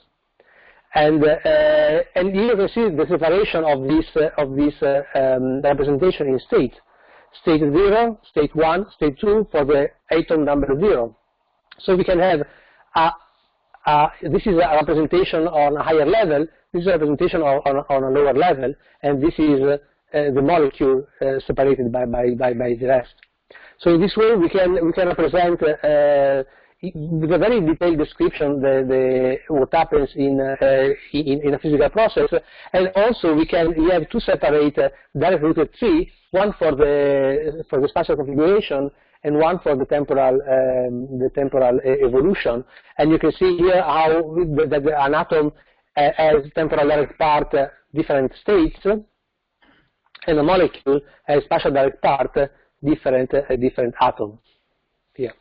So it is possible to create a graph to navigate through the state that occur by an object in time using direct Parthood. Another example is the collinear example, in which we have an existent, which is the drink, that has three spatial parts: glass, water, and ice. Then up to here, okay, ice is a physical and is losing molecule from ice to water, but we don't care because it is a physical. It is not necessary for it to have a meteorological continuity. But as soon as ice disappears, then there is a meteorological discontinuity in my drink, in the direct part of my drink, which are ice, water, and glass. So as soon as my drink sees internal process occur, but not between its direct parts, because ice does not disappear. Molecules disappear from the ice and the water, but on a lower level, granularity level. So the state of my drink changes here when the meteorological configuration changes. And then I have water, and then I drink my drink, and then I have the last state of my drink. So in this way, we can also separate with granularity the phenomena. We don't care about the molecule going from ice to water because they occur on a lower granularity level, so we can ignore them. My existence is defined according to a granularity level of the ice and the water, of continuum, not of a discrete Lagrangian system. And then the infamous gas example, in which a gas is seen as a set and a gas is seen as a physical, and you can see here you can use the equation of ideal gas. Here you cannot. So you can have physical phenomena here. Here you cannot have physical phenomena because they are not connected. There is no volume here. What is the volume? It's not defined. Here the volume is defined, so I can use the ideal gas equation. So a physical object, a physical phenomena occur only within a fusion, within an item, not within a set.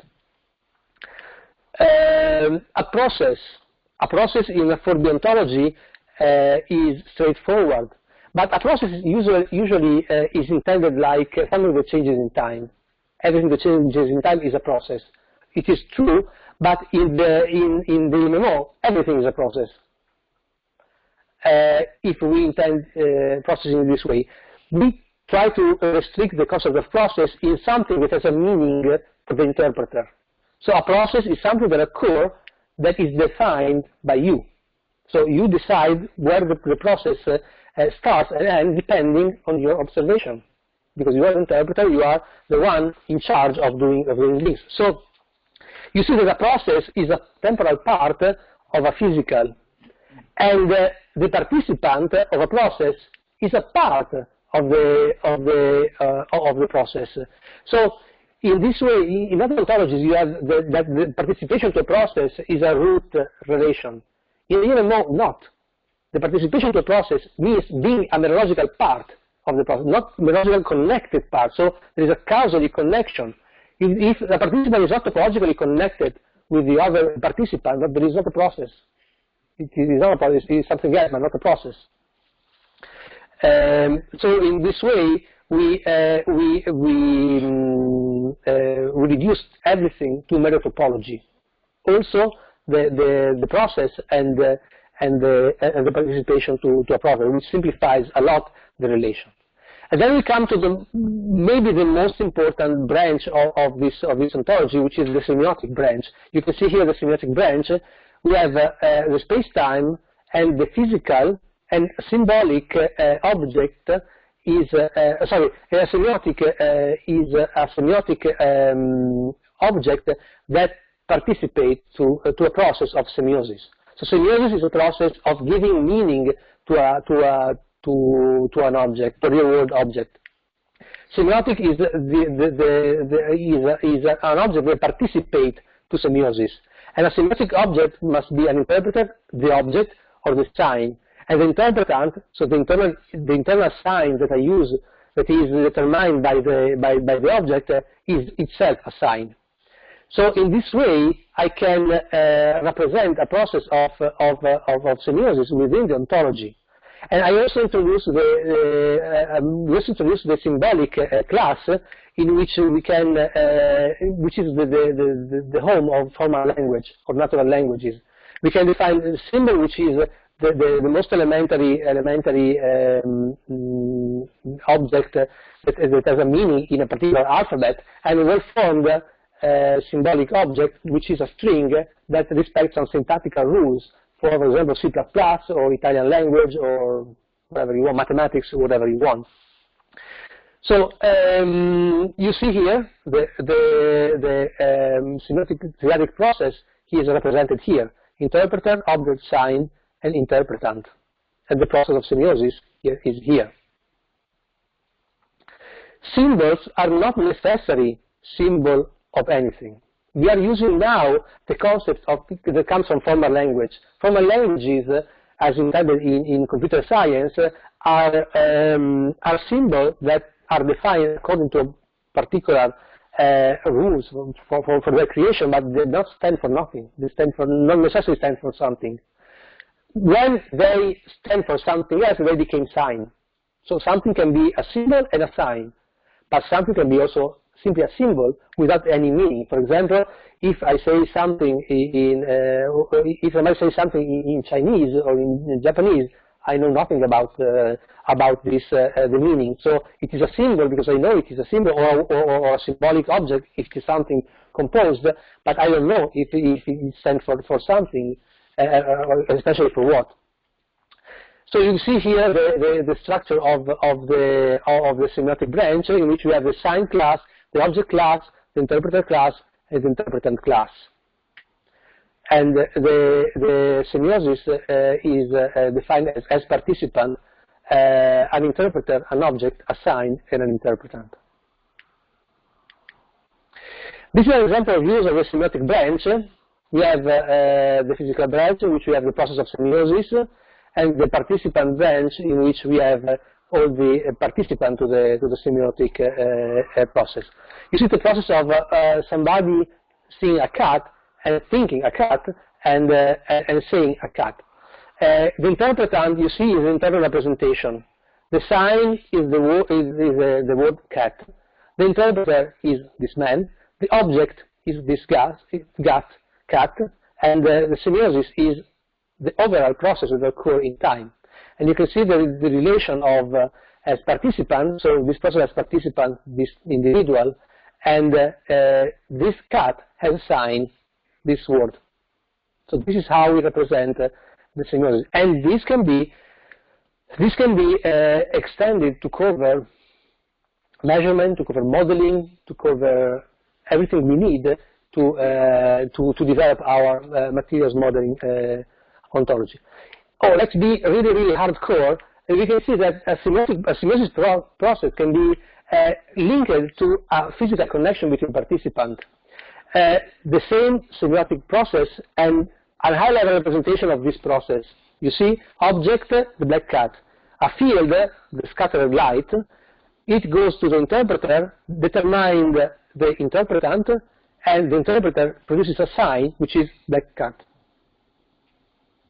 But if you decompose this process, we can go from the black cat, the scattered light, to the retinal impression, which is the interpretant, of the interpreter, which is the eye, that produces a sign that is a field, which is an electric neuronal signal that goes into the occipital brain region, and that's the sound that goes into part of the brain devoted to language and to recognition of color and so on, and that goes to the mouth saying black cat.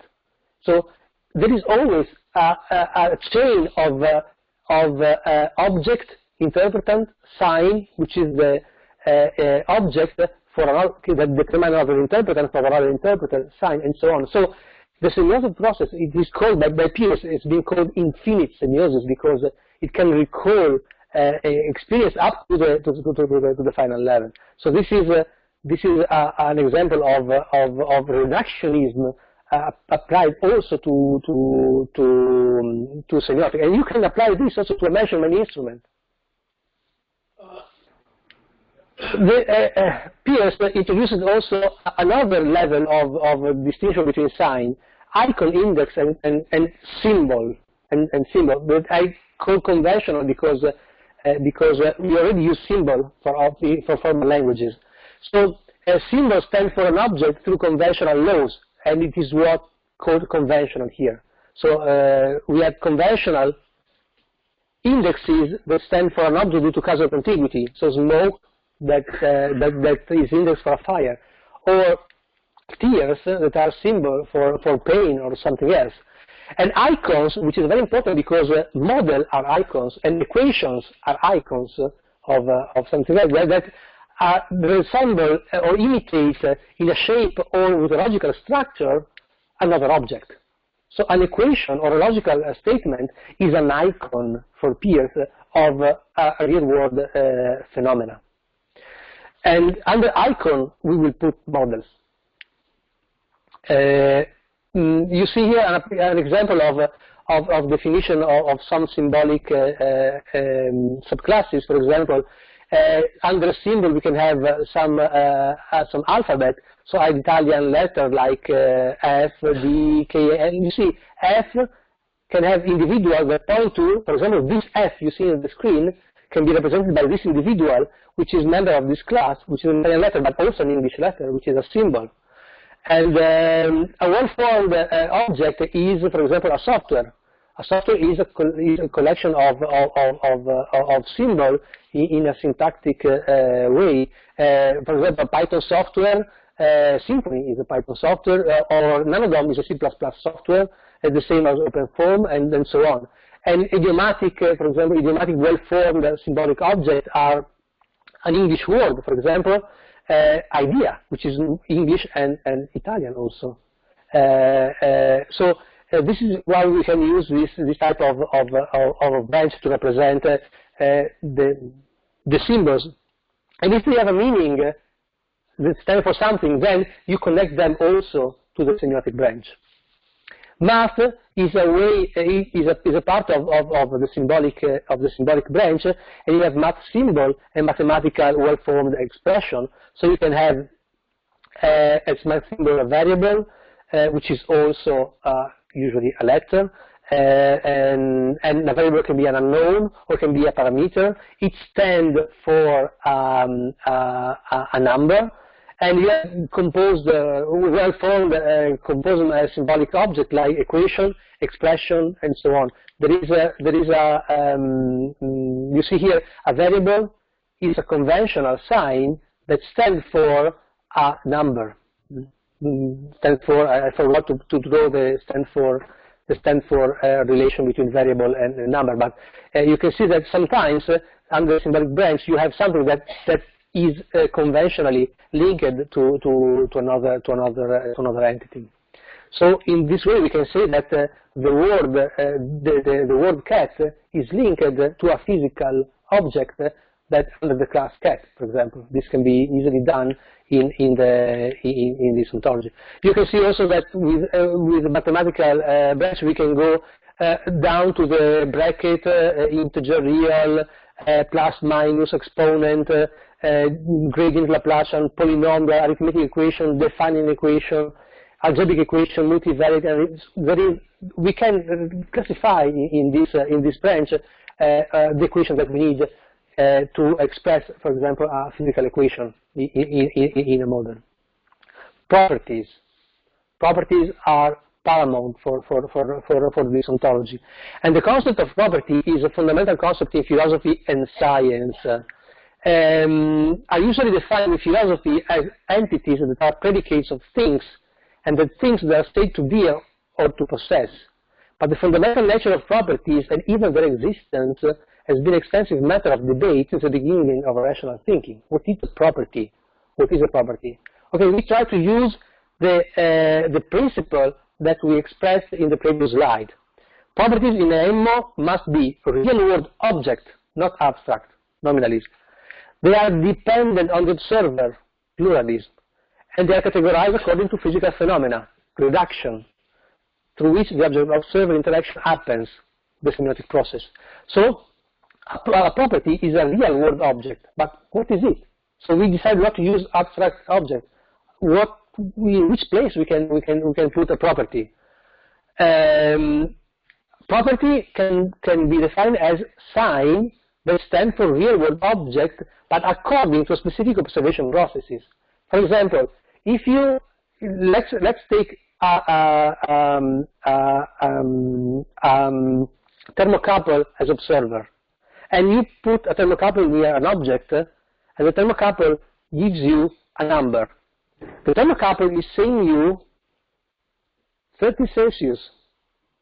And what does it mean? It means the object that he measured. So it's a way, very limited, to give a name to the object by using a formal sign. So a property is a name for an object, but according to a very limited interpretation. The interpretation that a thermocouple can give of an object. It cannot say it is beautiful, the weight of the composition. No, it says one number, the temperature. And this number is the name for the thermocouple of the object. Of course, this is a humanization of a thermocouple, but this is the way we declare a property. And so a property for us is a symbol in a well-defined symbolic alphabet, red, green, blue, and so on. That is the one possible name used by an interpreter to represent another object.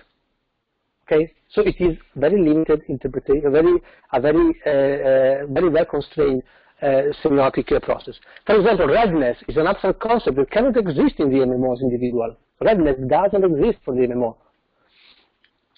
But this concept expresses the capability of an object to be perceived within a well-defined perception channel, excitation by photon of a red-sensitive sensor, by an observer, human retina, chromatographs, and so on. The result is a sign or an interpretant, or my cell in my retina impressed by this red photon, okay, photon of a particular frequency.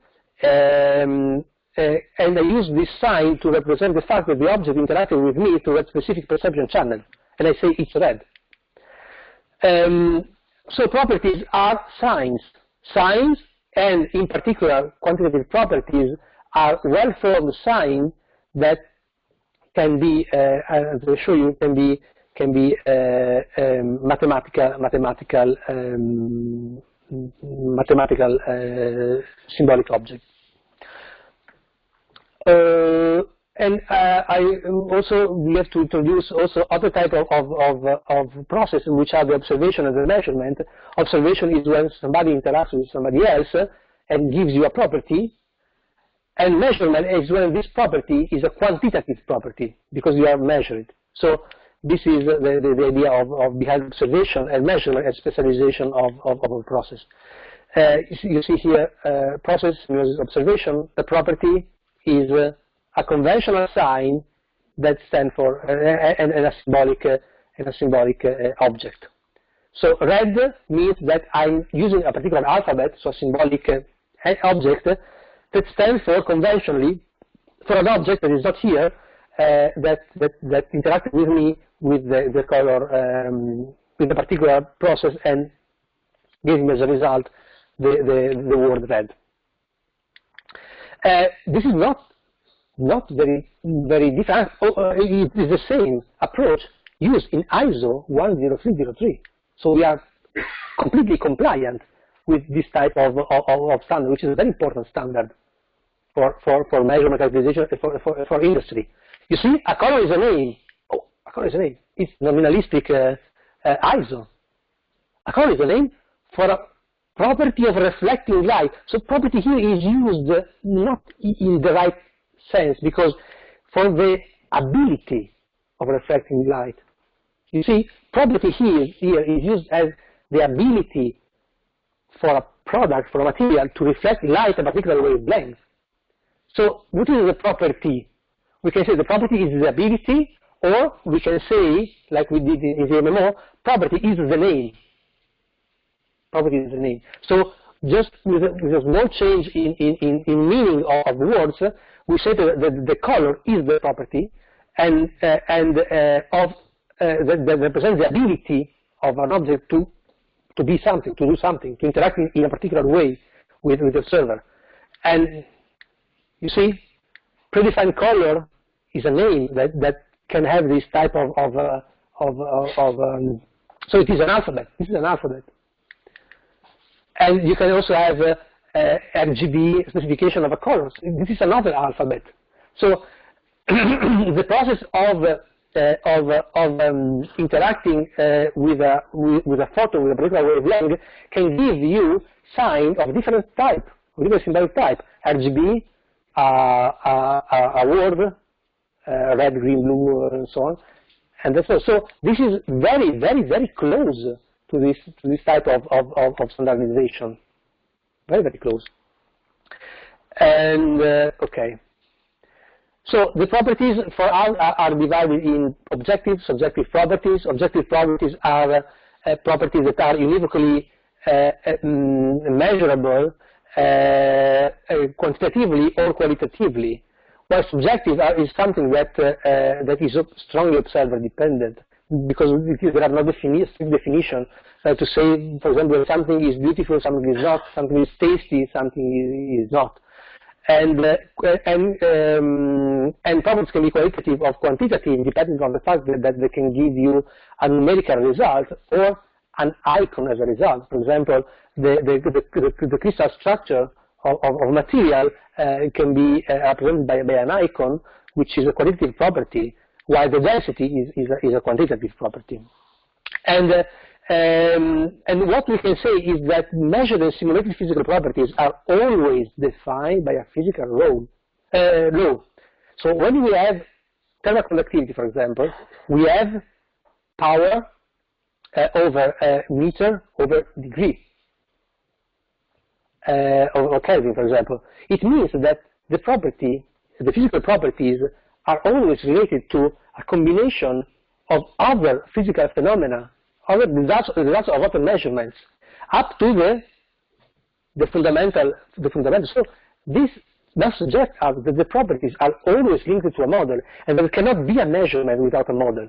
When you measure, for example, thermal conductivity of a material, you are measuring the different temperature of the material into different points, and then you use the Fourier law to calculate the conductivity. So you're using a model. Each measurement, quantitative measurement, has a model connected always. There is no escape. except for other type of properties that are not related to models, like the Rockwell or Vickers hardness, which is a process and not a model. So, for example, thermal conductivity, the Fourier law, or the specific heat, the definition of specific heat, they are laws used in order to measure or to deal with this type of properties. Another example is the gravitational inertial mass. You can define the mass of an object in two different ways, by gravitational law. So you use the gravitational law to calculate the mass, or the inertial or the inertial mass by measuring the inertia of an object. There are two different ways to measure the mass. But we call it mass because we say, okay, they are almost equal, but they are not the same. They are using two different laws. So each property has a model that this is a model upon which is based the measurement instrument, which is the observer for the measurement. So physical equation, we have the quantity, the physical quantity, and the physical law that describes the phenomena occurring in a solid can be modeled by this type of equation, which has the property. So this is how we connect the property to a physical. So specific heat is a property of a physical.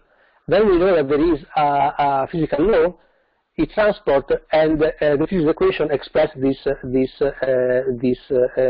physical law, and they are apart. So this connection is fixed. You cannot have a specific heat connected to another equation not compatible with this type of idea of concept. You cannot, because it is not the same property. If you deal with the Chapman-Enskog solution of the Boltzmann equation, you see, or the grad 11 moment equation, you see that the transport properties that you have depends on your definition. So thermal conductivity, diffusivity depends on the mathematical model, because there are other ways to describe the physical properties. As I told you, Rockwell and Vickers hardness are different because they are based on an experience, not on a model. So you measure the result of this type of process, and then you compare the result, but not using a model. So we call this quantitative descriptive. So it's quantitative, but it's descriptive. It's not physical property. Quantitative properties, for example, are something that categorize material. For example, this is a qualitative property. You attach this icon to a material to say that qualitatively this material has this type of structure. So you have in your mind, you have the concept of this structure, and you apply to the material. So not numbers, but concept using a specific symbolic alphabet. So the properties, if you look at this black stain on the screen, you see that this is a physical. It's a physical object. It persists in time, so it is an existent. It is symbolic because it seems to me, when I was a kid, somebody told me that this is a number and this is another number, these are letters, so it is a symbolic entity. It seems also well formed because it seems that it doesn't break the rule of syntactic. And it is a sign because when I was at the university, they told me that this is a measure of mass. And then if I connect this to a particular object, then I say that this is a physical property of a particular object. So we can, in this ontology, represent raw data, and then that can be interpreted partially by the ontology itself, using this connection with these classes that can be drawn as soon as we recognize this object as not only physical but also okay. And this is an updated version of the hierarchy of relation. You cannot see, but you see that there are three three basic relations in the yesterday released version of the EMMO: Mereotopology, set theory, and semiotic. That's all. All the relations goes under these three type of relation. Very, very simple. His property is here. His property means his convention for, means it stands for, means it's a semiotic relation. Is participant, okay.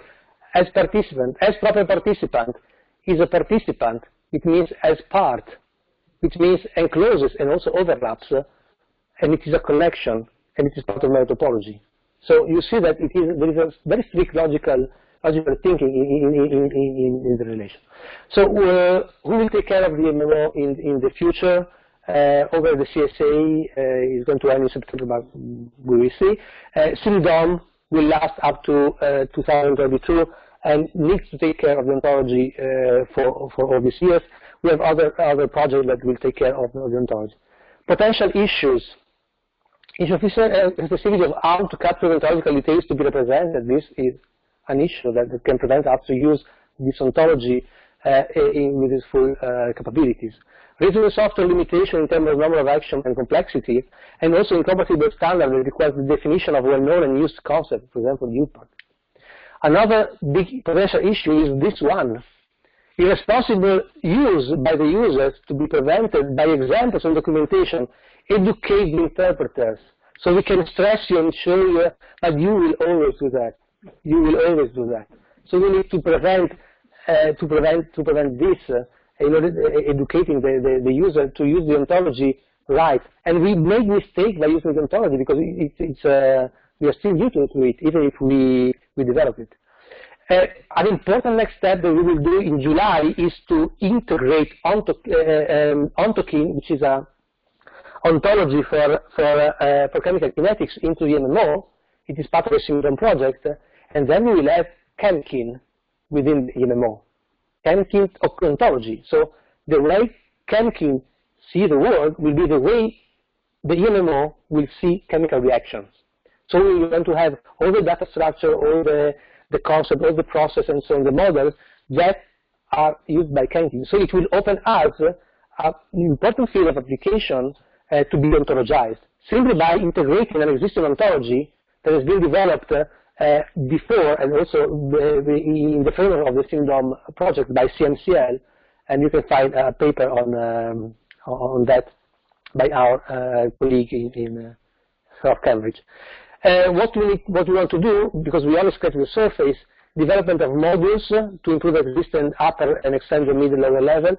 Chemkin ontology, developing tools with EMMO like the Symphony or the Python tool that has been developed by Syntax.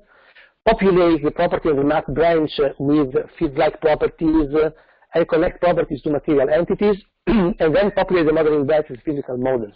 But this will be done application dependent.